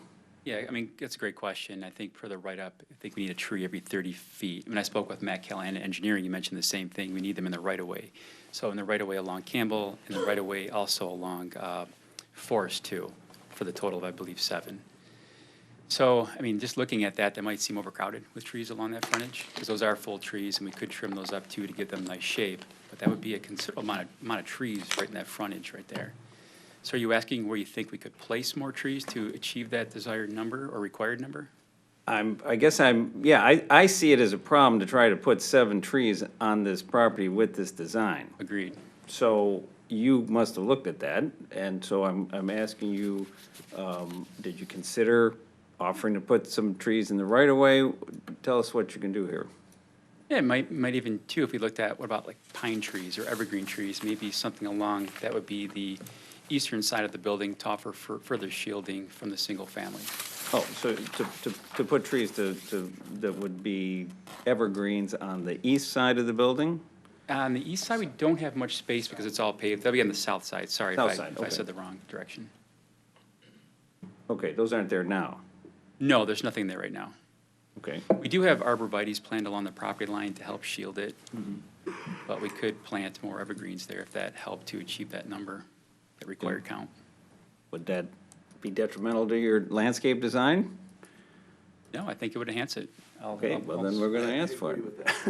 I think we would have been doing a huge disservice if we took these fully healthy, mature trees and, wiped them out and started fresh. So, as Jeff mentioned, we want to shape them properly and trim them accordingly, but to keep those. I think that was a really important part of it. And I'm all for a few more trees to the south, not a problem. As far as between the sidewalk and the street, we can put them in if required, but, as you're coming to the stop sign and you're looking left or right, eventually those are gonna grow and mature, and, I would hate to create something that'd be a problem in the future as far as when you're coming to the stop sign. I like his idea better. So, yeah, I would stick with the idea to the south and keep the mature trees. Thank you. Ms. Douglas? Yeah, I really want the frontage on Campbell to look like front doors. I mean, all over Royal Oak, we have homes where nobody ever goes in and out the front door. They all go in and out the side door, and yet the front door is the front door. And I just don't think we're quite there yet. I think this is looking too backyardy. Perhaps the French doors could remain, but I would like to see you go with something like sidewalks or something more that gives, mail carriers and political candidates, makes it easier for them to decide what door to knock on. Guess you're suggesting maybe more sidewalks leading to the front of the building then? 'Cause Right, we have the one. rather than shielding those off and treating them like backyard patios, I want to see them treated like front doors. That's a great point. I think in the very first concept we had, the initial, we had a 30-inch high wall, a masonry wall proposed there. In the new concept, we removed that to make them more inviting. So I think that might be one way to help achieve that. And if it does mean, we did look at additional sidewalks up. We're trying to plan that with the existing trees that were in place. Right. So they didn't, with the root structure, we want to make sure those sidewalks would align with something. So they weren't perfectly aligned, but we could make an attempt to align the walkways with the building while working around the trees. We really tried to make a conscious effort to, from the original plan to the current plan, as far as making it feel residential, not feel commercial like it's one of those downtown properties. To really use some of the same materials that residential builders are using with the hardy siding and things like that. So the drawings here and that they had shown have a lot more of those elements with that. And we'll, like you said, we can work with you on the maybe adding a couple more sidewalks to invite that interaction from the street. Any other questions for the petitioner or Mr. Twain? If not, is there a motion? Well, Mr. Casada? can I touch on two things, I guess, can you clarify where you want landscaping? Because I think item C talks about adding four more deciduous trees and along Campbell and Forest Avenue. So depending on where you're recommending that those go in a modification, that one might need to be revised. Secondly, if Commissioner Douglas's point about modifying the entrance plan, I'd like direction on what you're looking for there.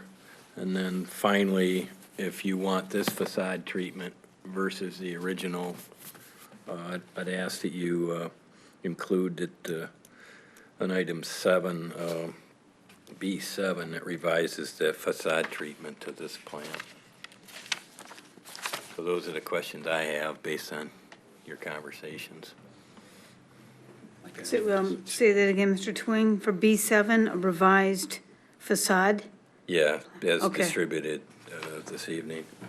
Item 2, B2, is in regards to that, what it says there is we're allowing entrances on the east side, so if you want to modify how the entrances are treated, I would suggest you say something about that under B2, as Commissioner Douglas was alluding to. And then the last item was item C. I want to make sure where you want additional trees or landscaping added. Mr. Casada? I still want to make a motion.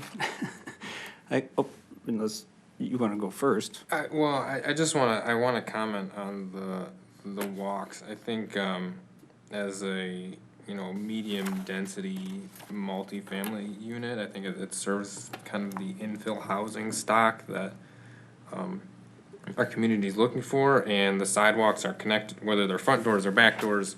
There's a sidewalk that is connected to kind of the main thoroughfare walk, and I think it's the goal of making them front doors where they're kind of connected to the public way has been accomplished. But I don't think we need to add a bunch of sidewalk stubs so there's individual access to the public walk.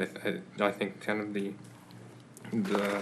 intent or the character of the ordinance has been met as designed.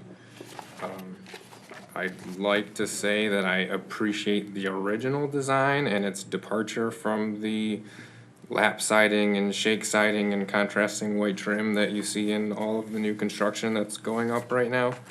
But again, if there's market conditions and neighbor concerns that drive that, I'm not opposed to the new design. But yeah, I agree that maintaining the large existing trees is more important than overpopulating the street with more deciduous trees. Mr. Godek? I agree with what Mr. Klooster just said. I think the balance of access with this sidewalk arrangement as depicted looks good for a tight multifamily unit like this. I think additional walkways to the Campbell sidewalk would be out of scale and would be detrimental to the appearance. And should I want to live here, they would literally be 15 feet apart. They would look too busy, so I think the sidewalk arrangement as is good. And I'm okay with the new proposed facade that were in the handouts. I'd like to make a comment too. I'm in agreement with Mr. Klooster, Mr. Godek. I like the arrangement of the single sidewalk. In terms of the facade, I'm fine with either one. I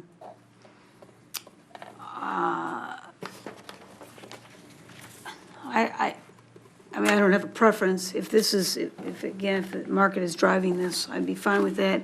And then in terms of the trees, I just don't, I always want more green. I think we need as many trees in Real as the sites will allow.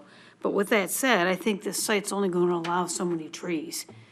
And you don't want to crowd a site with trees just to meet an ordinance. It has to make sense for the landscape, for the environment of the tree, as well as aesthetics. So I think, I don't know if we can put that into the hands of this developer, but he does show that he's going to try to maintain those trees. If you cannot maintain those trees as you get into the development, then I think that you're going to have to replace those with what's required.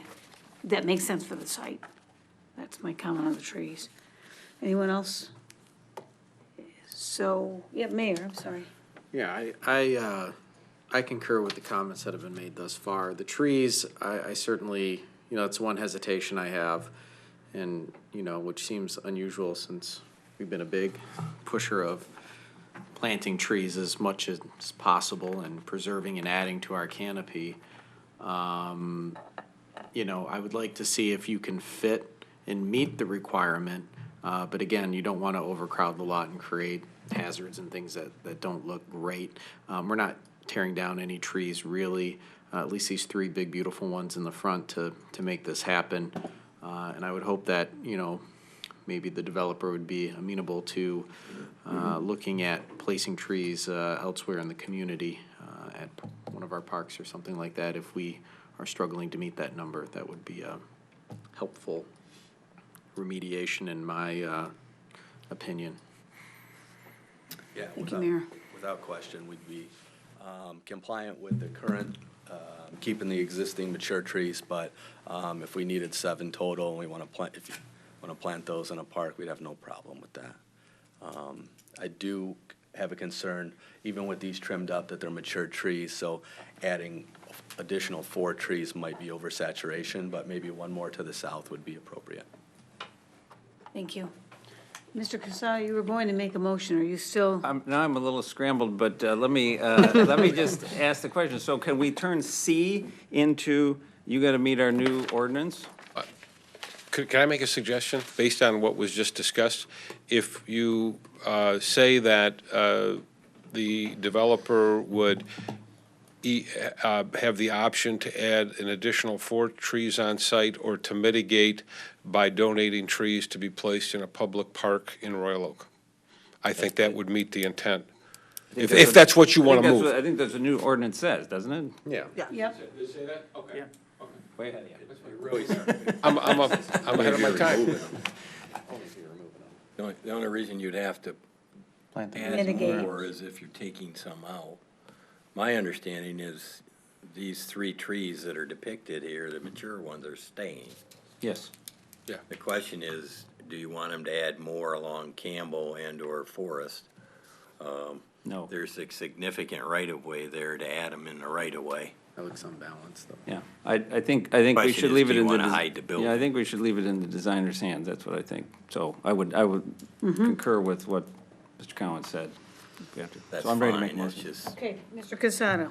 I'd like to move to approve the conditional rezoning and the site plan with the stated conditions, with the addition of a B7 to accept the new facade, and by striking C and placing the condition, if the designer can find place for 4 more trees on site that fits his design, that's fine, but if not, that there'll be 4 trees donated to the city at the city's discretion. That's my motion. I do not have anything about sidewalks because I like the design as it is. Is there support for this? Support by, motion by Mr. Casada, support by Mr. Godek. Is there a discussion on this motion? Mr. Casada. I just want to say, yes, I was also distressed to see the change from the original design. I love the original design, and I love the concept. I think this is a really good concept for this site. It's a transitional site. I know it's one-family residential, but it's not one-family, that's the way it's going to be zoned, but it's not that now. So you've got a really good solution for this. Love the concept, love the originality. Wish you were sticking with the first design, but I understand why not. Any other discussion? Now, see, yes, Ms. I Douglas. just, the points my fellow commissioners made about sidewalks are well taken, and I accept that. Okay, thank you very much. Any other discussion? Now, see, all those in favor say aye. Aye. Any opposed? Motion is approved. Thank you very much. Good luck. Good luck. Or do it. Batting 1,000 tonight, Mr. Cowan. Okay, next on the agenda is, we're done with the public hearings. Next on the agenda is the site plan, SP 180205 at 1229 South Washington to construct a 3-story, 32-foot building with 7 multifamily dwelling units. Mr. Twing. this site is on the northeast corner of Kenilworth in South Washington. It is zone mixed use 2. As you indicated, they are proposing a multifamily project. It is permitted use, so it's simply a site plan review and an action by the Planning Commission. You'll see our listed contingencies based on the site plan. The first one being that they would have to seek and be granted all necessary variances by the Zoning Board of Appeals. In particular, the minimum lot area per number of dwelling units being proposed. The site is roughly 8,000 square feet, a little over that. 7 units would require 24,000 square feet for your information. That's based on the multifamily standard of 9,000 square feet for the first 2 and 3,000 square feet for each one after that. The second contingency would be City Commission approval of a license agreement for any of the encroachments that are shown on the plan in terms of patio or landscaping or some of the overhangs into the public right-of-way as necessary. Item 3 deals with the building and corner clearance setback and orientation of the building facade. That you're comfortable with the orientation towards Kenilworth and the design of the elevation. The remaining contingencies are really our standard contingencies for all site plan items. Mr. Twing, any questions for Mr. Twing? Not seeing any. Thank you, Mr. Chairman. My name is Constantine Pappas. I'm the architect and developer for this piece of property. Mr. Rubin is here with me, who's the owner of the property. We're here to answer any questions that you may have. This is the second development project that we've done in the city of Royal Oak. Our office is right up the street at 1025 South Washington, and we're at the corner of Washington and Harrison. So we have an offer to purchase on this property and hope that you support the concept of what we're looking at as a multifamily residential property. We have met with a number of the people to the south of us at the condominium projects. In fact, a number of neighbors into that area. I can tell you basically the biggest concern that they had is traffic. I'm sure that's something that you know about very, very well from all the presentations that have been made recently. A lot of the issues, quite frankly, are really more of Washington and people coming out of the existing condo projects. I don't see where our development is going to really add that much, if any, very little. We do plan to have 2-car attached garages. That would be on the main level. Then when you come in, we'll have an entry off of Kenilworth. If you come into the unit off the garages, you'll actually go right up into the second floor. The second floor will be the main living space, which will have the kitchen, the living area in that area, and then in the upper level, we'll have 2 bedroom garages at the upper level. We wanted this to look a little bit more modern, try to give a little bit different feel to what is in that general neighborhood. You'll notice on the outside, we're planning on having some metal siding. Our building has all metal siding. In fact, it was probably one of the first buildings in the city of Royal Oak to utilize zinc panels, which is a beautiful, beautiful panel itself.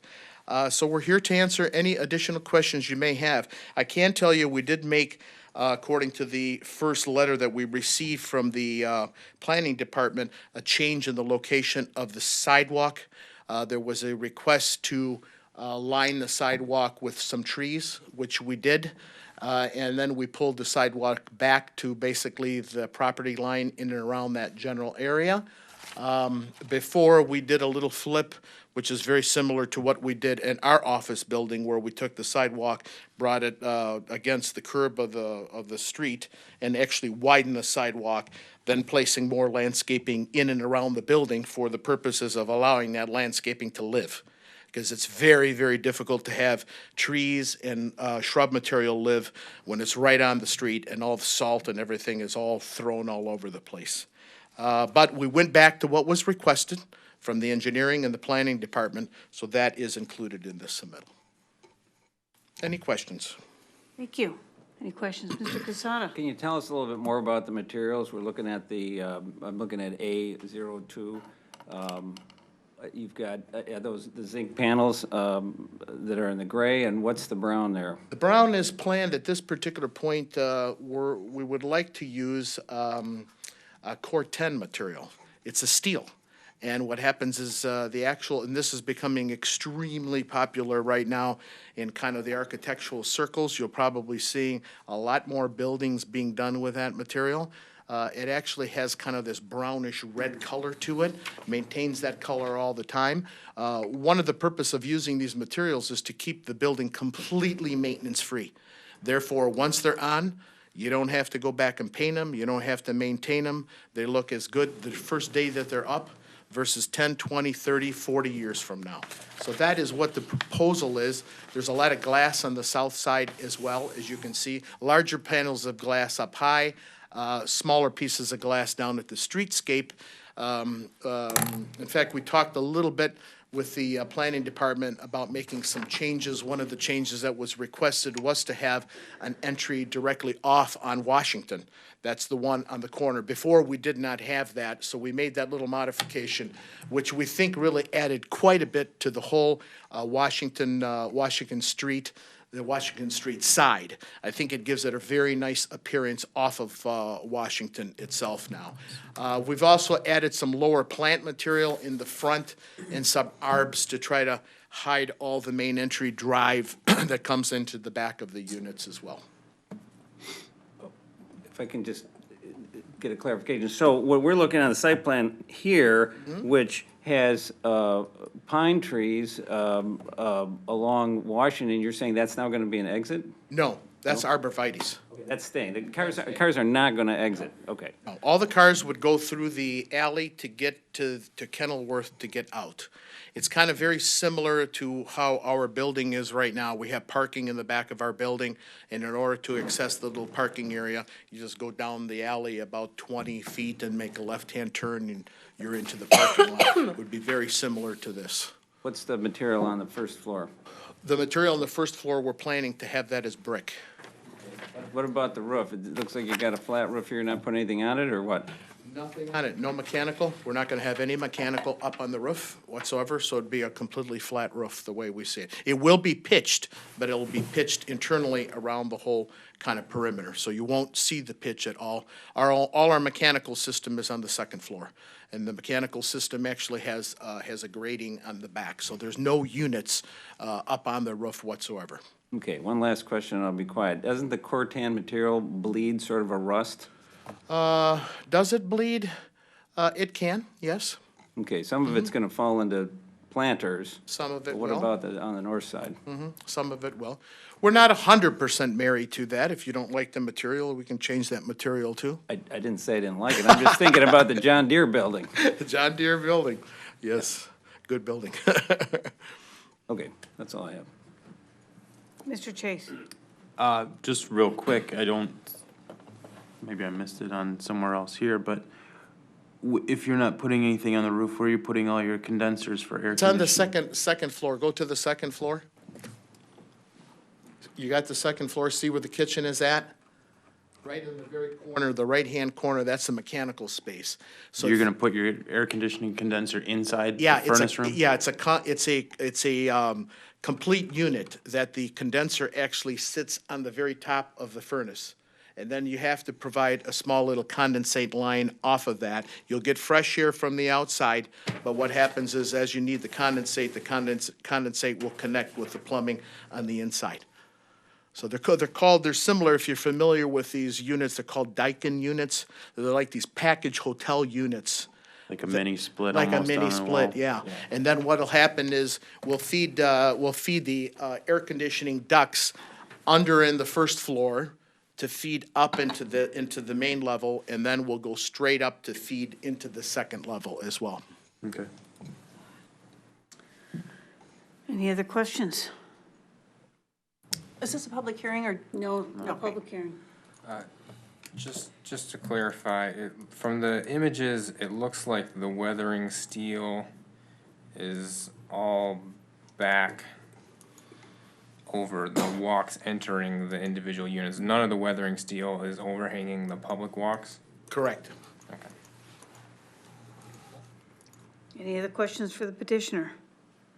Seeing none, is there a motion? Mr. Godek. I just had a question for Tim. Why is this, is the reason that this is in front of us is because of zoning variance?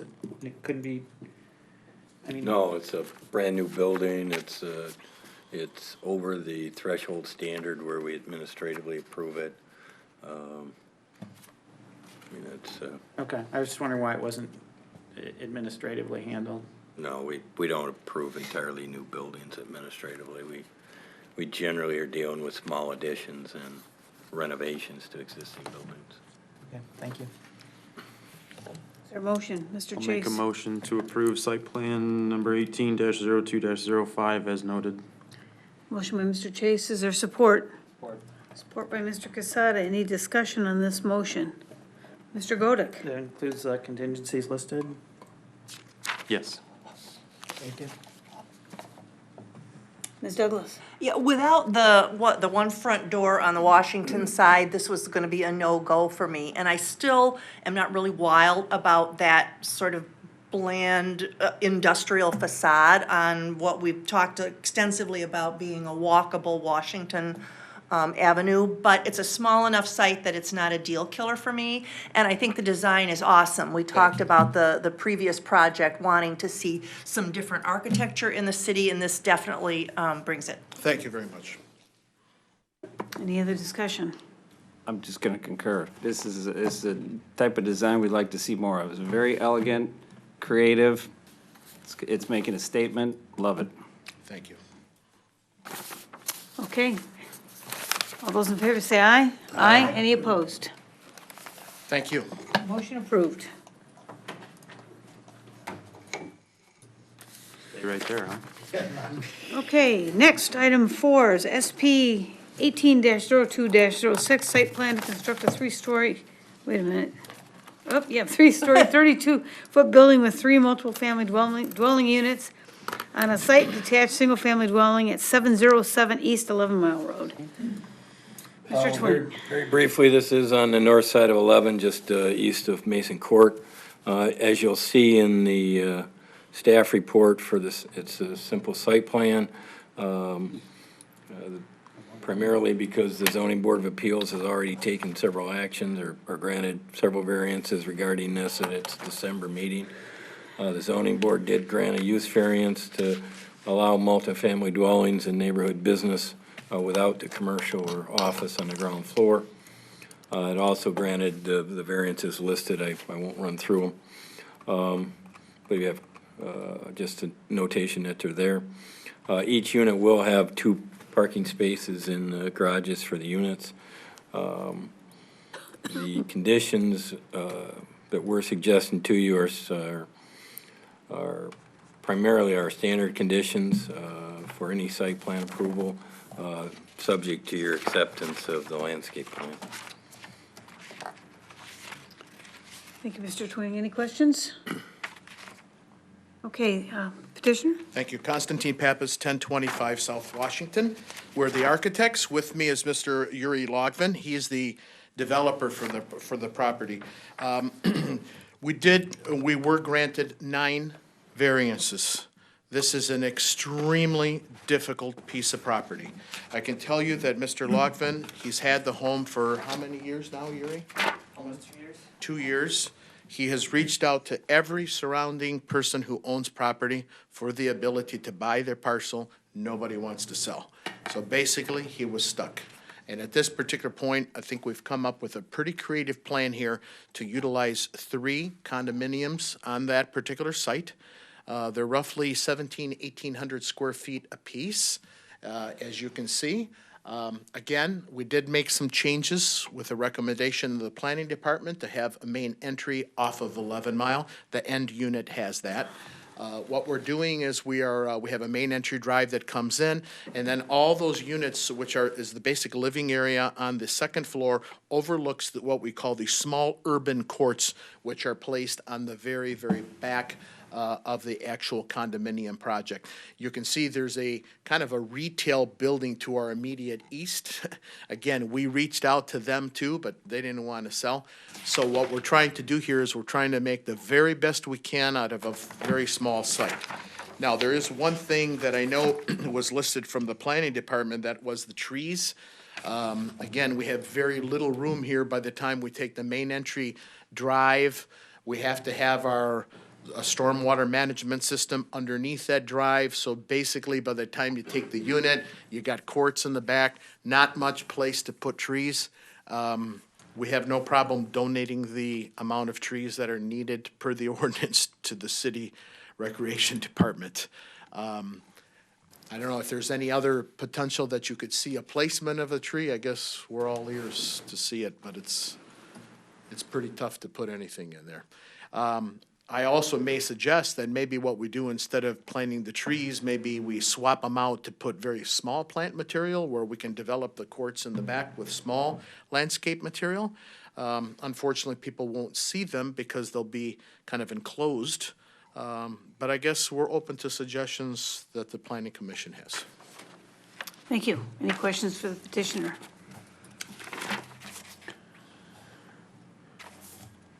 I want to ask about the materials again. Mr. Casada. Such a geek.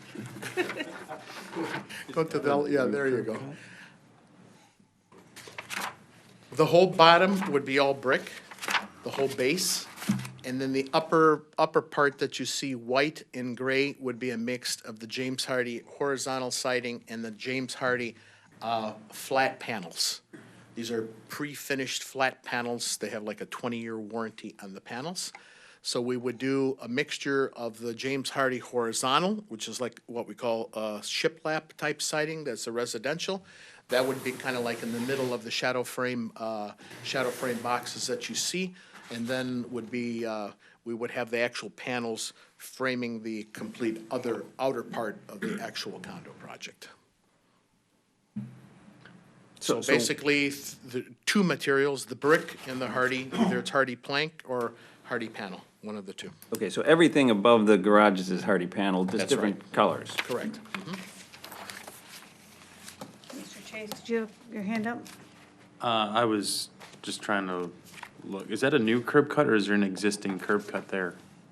For the driveway, the proposed driveway, I was looking back and forth. I think it's existing.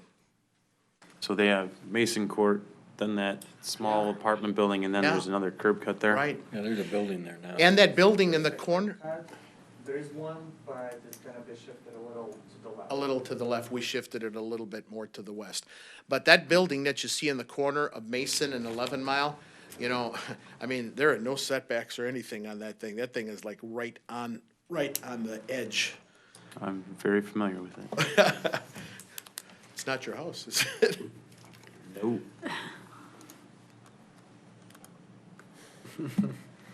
Any more questions for the petitioner? Ms. Douglas? I would have suggested this for your building on Washington, but you've got trees in the right-of-way there, but I'm gonna suggest it here. I think you need to go to the Royal Oak Arts Commission and ask for public art to be placed on that blank wall to the right of the front door. That would be an awesome place for it, and it brings what you've heard me harp about all night, which is pedestrian interest. Yeah, I think it's a great idea. But It's a great idea. I mean, a second awesome-looking building. Thank you. Definitely But that's a some- great idea. It really is a great idea. I think one of the things we wanted to start to create there, and I think we brought this up at the Zoning Board of Appeals, is that, I know there's some micro units going down in one area and another area. I think it's a start of a potential change of style of these buildings. They're not the typical, traditional things that you see. They're they're going up and they're outdated the day that they're put in. And I think what's going on, they are different, but at the same time, we think that we can attract those really special buyers, into this community. And I think those are the great people that we want in this community, that, again, understand good quality architecture, support the arts like you're talking about in that particular area.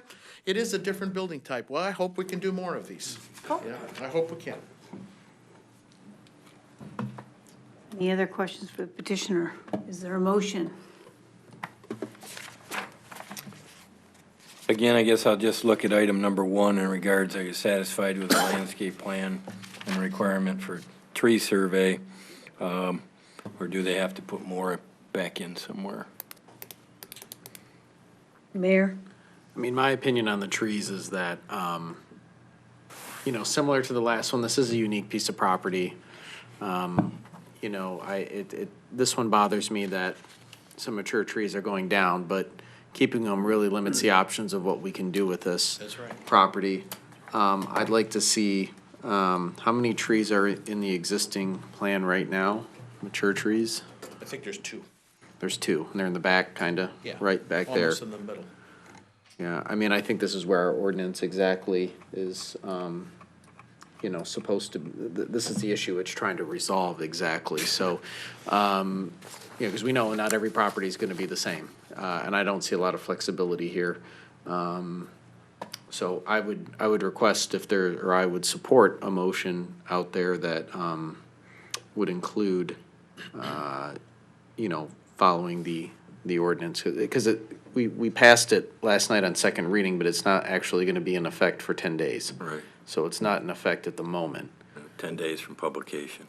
So Right. I'm trying to figure out, That would give, Yeah, okay.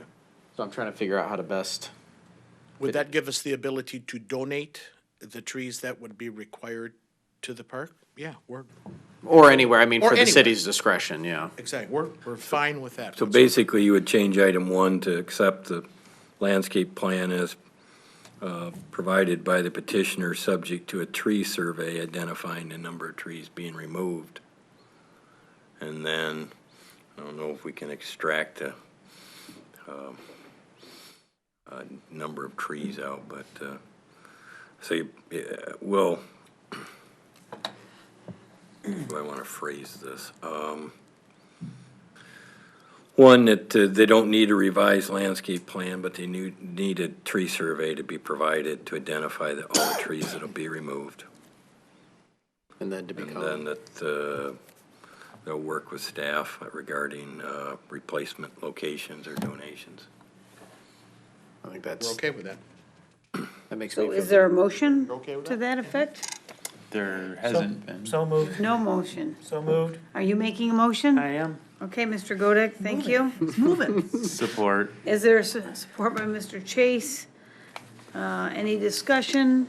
I think the building's super cool, very European. I love it. I think it's so unique, and it's really nice to see this type of different architecture coming into our city. I think it's gives us a great opportunity. So thank you. I'm glad that the city supports these type of developments, because we've been in other communities that they're stuck in this traditional stuff, and even the new stuff all has to be traditional, and I mean, it looks so fabricated, it isn't funny. And the thing is that, you know, the diversity of architecture is, I think, really what makes a community fantastic. Agreed. And we really thank you very much for your support. Okay, there's a motion and there's been support. No more discussion. All those in favor say aye. Aye. Any opposed? Thank you very much. Approved. Good luck. Awesome stuff. Thank you. Okay, let's see. Next is other business. This is a sign variance SV 18-02-04 on 1400 North Campbell Road to reface a non-conforming freestanding sign for restaurant Oak Diner. Mr. Twing. The property is in sign area 2. As you indicated, the petitioner approached the building department to reface the existing freestanding sign on the property. That sign has a height of 23 feet with a sign area of slightly over 62 square feet of area. In sign area 2, freestanding signs are allowed to have a maximum height of 16 feet and a sign area of 42 square feet. They are asking to receive a waiver to allow that non-conforming sign to remain with those dimensions and allow the refacing. Mr. Twing, any questions? Is the petitioner here? Yes.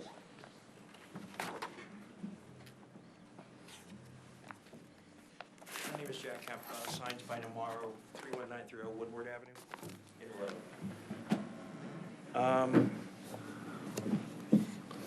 I guess, yeah, I know a lot has changed with the sign ordinances and a lot going on with that department, hopefully good, which I see.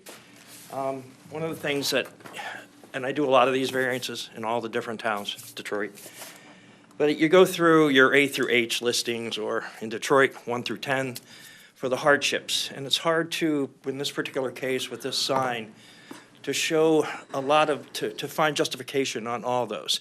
And, you know, I sat again over the last couple of days saying, okay, what can I put down? In this particular case, to look at it, back in July, the gentleman bought it, and single father, a lot of money to get into it, did a lot of work into it. So, I mean, he's trying here. And what it comes down to when we look at hardship, I can't sit here and go through the board and say, hey, lowering the sign decreases the visibility, because if you drive up Campbell, lowering that sign really doesn't do much. It doesn't hurt him. It doesn't at all. Decreasing the size does a little bit, but it's minute. I mean, you're still going to see the Oak Diner.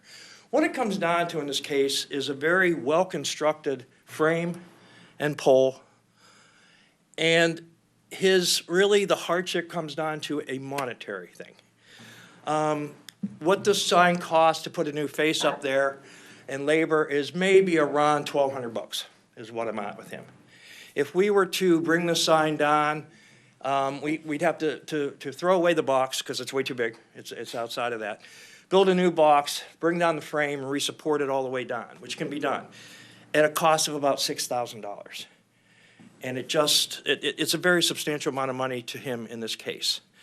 So what I'm kind of getting to is, in this neighborhood, and that's why I brought this here, this would be the changes down here.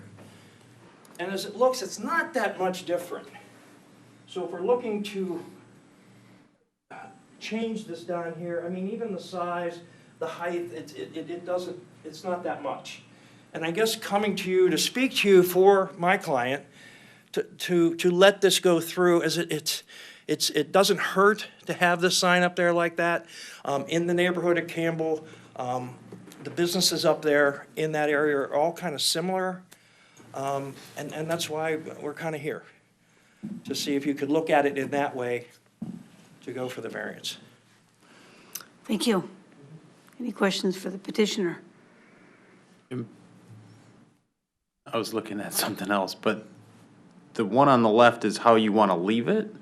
And you're proposing that's your changes, and then the one on the right is the what? What I wanted to do here is, this is what it would come down to. This is what it would look like if you couldn't do anything that you got the variances for. Which you wouldn't be able to afford to do. Let's put the cards on the table. You don't have the money. You have to go to the microphone, sir. Oh, I'm sorry. Yeah, that's okay. This is what I just wanted to show you, mainly because the change wasn't that drastic, okay? To look at it with the rules and regulations. The cost is what's drastic. So we're not talking about that much there when you look at it aesthetically. And like I said, the gentleman would not be able to cut a $6,000 hit on this. So you can't reuse the existing pole? Is what Well, you're we would saying? use the pole. We cannot use the box. The box up here is too big. It's 20 square foot over what's allowed in this zoning. So you'd use the pole, but you decrease the box, We'd have to throw away the box and make a brand new box, yes. but keep the same height? No. Lower it. If we're gonna, if this isn't approved, it has to come down to this with a brand new box, gone, using the same pole. At a cost of about $6,000. So you're proposing the one on the left? Oh, yeah. With the same box? Same box, Gotcha. everything. Okay. Just a basic, what I'm proposing is a very nice sign face put up there, redone, good graphics, all well done. I do a lot of signs in Royal Oak. I mean, I have respect with that, hopefully with the city and all the board. It'd be a nice sign. I mean, like I said, it's a good pole, it's a good box. I mean, this sign isn't going anywhere else. We've all seen old signs hanging around rust. This is not one of them. Mr. Godek. Just a couple of questions out here. If we were to grant a size variance to where you could reuse the box, what would you charge him to chop the pole and reuse the box? We were saying the size was okay, but we wanted you to drop it. You wouldn't charge him $6,000 to do that? No. Would that be something he could live with? Gosh, I'm trying to calculate the cost in my head. While you're thinking of that, I Could you go back to the microphone, sir? It's okay. I'm sorry. If you're gonna respond, you Yeah. need to be at the microphone. I'd have to calculate that cost. It's hard to do on the spot. Okay. Seeing labor, I need to see that pole and the thickness. It's feasible. Another question is this sign lighted? No, it's not. A question administratively, once we grant a variance on a sign, like say we grant this variance on both counts, if it was to be, come electronic, it would still have to come in front of us? What, or, like say this, Illuminated, you mean? no, if this diner moved on and someone else bought the business and we allowed this variance and they wanted to put an electronic sign, they would still have to come through this process Well, if it's, generally, if you're gonna do something again to the fine, and it's still too big, you'd have to come back for a variance. Okay, so if someone in the future changes anything about this sign, it comes back here. Well, I mean, if you've granted the variance for this height and this location to leave this, and somebody just simply came in to reface it again, I don't know that it would come back to you. If they wanted to illuminate it and put electronic message board in it, I think it would come back to you. But once you've granted the variance for a sign here that's too tall and too big, I don't know that there's a reason the next person would be entitled to continue that as well. What if they just wanted to illuminate it with just like, from internally? Some of that depends on when they do it, and does the sign ordinance change again from then? So it's hard for me to speculate future what would come back. Back into illumination, that would also have to have an electric permit filed if they're upright about it. Because the electricity is broken somewhere underneath the pavement. This would have to be all pulled again. And again, I believe that would have to come in front of Kevin, be placed as a regular you'd have to permit get for a a sign sign, so, permit. and he'd reject it and bring it right in front of you guys again. Yeah, no doubt. One of the comments I have is, I'm looking at the Google Street View and looking at that too, and you've got, the whole vista's polluted with guy wires, light posts, you've got this, what is that, electrical station there. It just, I'm a sign stickler myself, but this, it just seems to me that taking this sign down is not gonna create a better, It's already ugly. a better environment, visual environment. It helps hide the mess. That's one way to look at it. Well, and it's kind of a hardship site. Yeah. This, my comment, Ms. Douglas. Save me. Yeah, well, I'm thinking about the Burger King sign on Main Street, and I'm thinking about the law office at the corner of Troy and 4th Street. Two cases where we did not grant a variance in a very comparable circumstance. And unfortunately, our ordinance doesn't, let us compare the national chain to the struggling small business owner. And I think our, ordinance is pretty clear when it says that the alleged hardships result from, alleged hardships and practical difficulties are both which will result from a failure to grant the variance include substantially more than mere inconvenience or monetary concern. Now, the truth of the matter is, if we don't approve this, that sign, he still has a sign. It's still, the pink lettering for Royal Diner, and I'll agree that that's not the most attractive thing on the horizon, but the sign ordinance doesn't give us any control over that. I did that sign 8 years ago. What, the Royal Diner? Yeah, I did. Well, but it's just But not- that was the ordinance, it was approved then for that region, yeah, I'm kidding with you.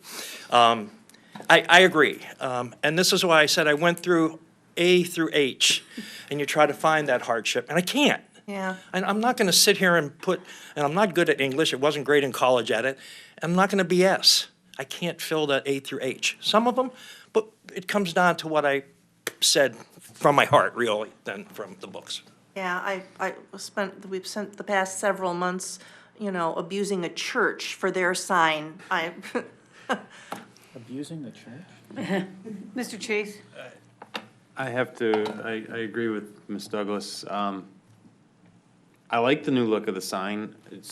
I think you just have to conform with what we have in place, and, I don't want to cause anyone undue hardship financially. However, it's a better look, better sign, maybe it gets more customers, maybe it gets that back relatively quickly with the brand-new marketing. But at this point, I'd have to agree that if you want the new sign, it's got to be the one on the right. Now, would you be open to lowering it versus the square footage if we're fighting two battles here, which we are? We have two variances we're looking at. Is that open to this board to look at the lowering, which is a key thing? The height is key in Royal Oak right now. It is, but to our point, we just made Burger King conform to a smaller sign that had a non-illuminated or non-electric message board underneath it. And we made them just put it to the small BK that's up there now on 12 Mile and Main Street. Yeah, I know it is, yeah. I'm sorry, I'd be open to that compromise, but I don't know how the rest of the commission would Yeah. feel. It's a good thought. Casada? Lowering that at that size may have, maybe a proportionality problem there, being that big. I'll tell you what, you forgot another one. Arby's had the same issue. They didn't want to lower their sign, and Arby's and Burger King, those signs look better. And if you lower the sign and make it smaller, it's gonna look better. And I think leaving it that size and lowering it, I'm not sure that that's gonna look proportionally correct. Although I have to say, I applaud the petitioner for being straightforward and honest about this and bringing up the problem, and it is a little bit difficult for me too, because this is one of my favorite restaurants. Oh, good. I love going here. They should have kept the same name, then they wouldn't have to worry about it, but, and it would look better, but, and the utility of changing this one, is less, because it is a industrial area, but then again, I'm just arguing with myself here, but then this is the first step, maybe, one of the first steps to make that, to renovate that area. So, it's a very difficult call, because I do have a lot of, my sympathies are with the owner 100% here. But we are trying, our experience is that when we grant a variance, we're usually sorry about it, okay? And That has happened almost every time. So, that's what makes it tough. Mr. Klooster? Yeah, I'll echo that we've been pretty consistent that when existing non-conforming signs come in front of us, we ask them to bring them up to ordinance standards. And I think while the appeal tugs at my heartstrings, it's difficult for us to be inconsistent in the way that we evaluate these items that come before us. Mr. Chase? Make a motion to deny sign variance SV 18-02-04. There's a motion to deny by Mr. Chase. Is there support? Support. Support by Mr. Klooster. Any discussion? All those in favor say up. One thing Mr. to say, Casada. I would advise people to go to this restaurant. It's really good. As much as the owner puts his heart and soul into rebuilding it, he does the same thing with his food. He really does. Okay, sorry about that. All those in favor say aye. Aye. Aye. Any opposed? No. Motion passes as denied. Sorry, but we gotta be consistent. Well, I know, that's fine. I'm here, I live in Royal Oak too. I've been doing business, I've had my business there 23 years.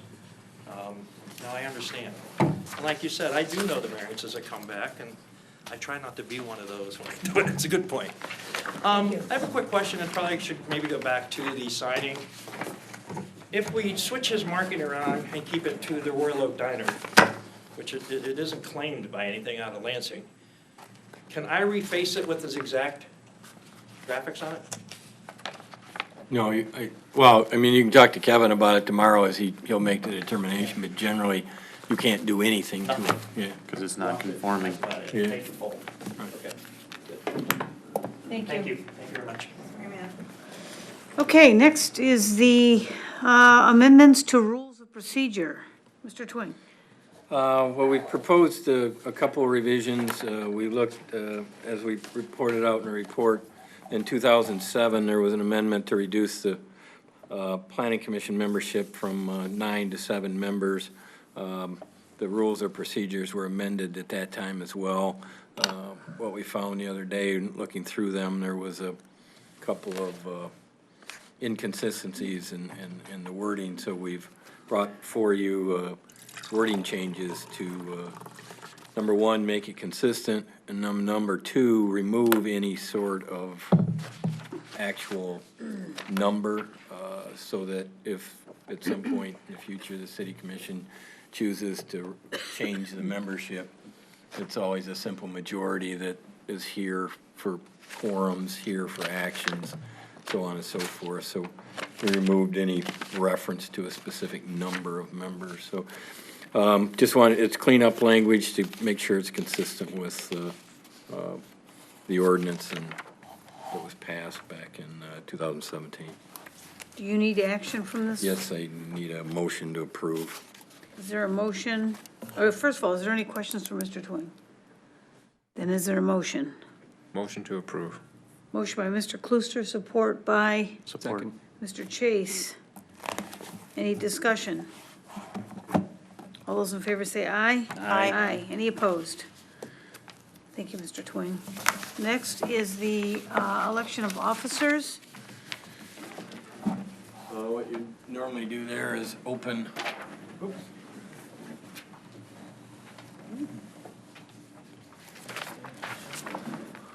Open for nominations for chair and vice chair.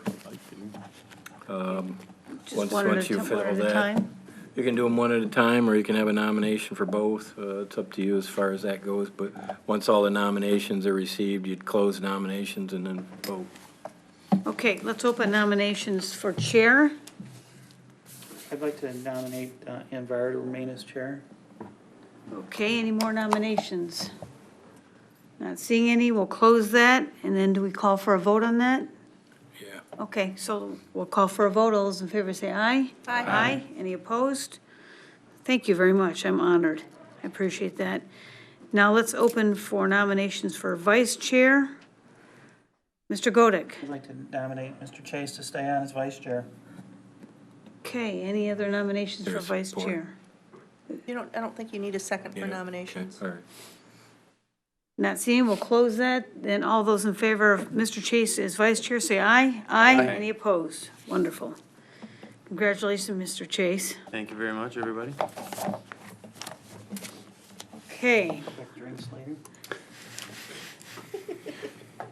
and nominations for Mr. Godek as pinch hitter.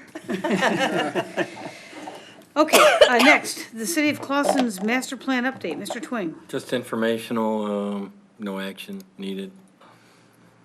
Okay. Next is, last is capital improvements program for 2018-19 fiscal year. We simply provided that as information. The public hearing is going to be scheduled for your March meeting. Wanted to get it to you ahead of time in case you had questions, since there's a lot of information in there, but no action necessary this evening. Okay. Thank you. So we'll get that back in our packet for next month. Yep, it'll be posted, the final version will be posted, and it'll be scheduled for a public hearing in March. It is a public hearing. Okay, will that be last on the agenda as a public hearing? We haven't said it yet, but probably it'll be towards the end. Okay. All right. Is there a motion to adjourn? Motion to adjourn. Moved by Mayor, supported by Chase. All those in favor say aye. Aye. Any opposed? We are adjourned.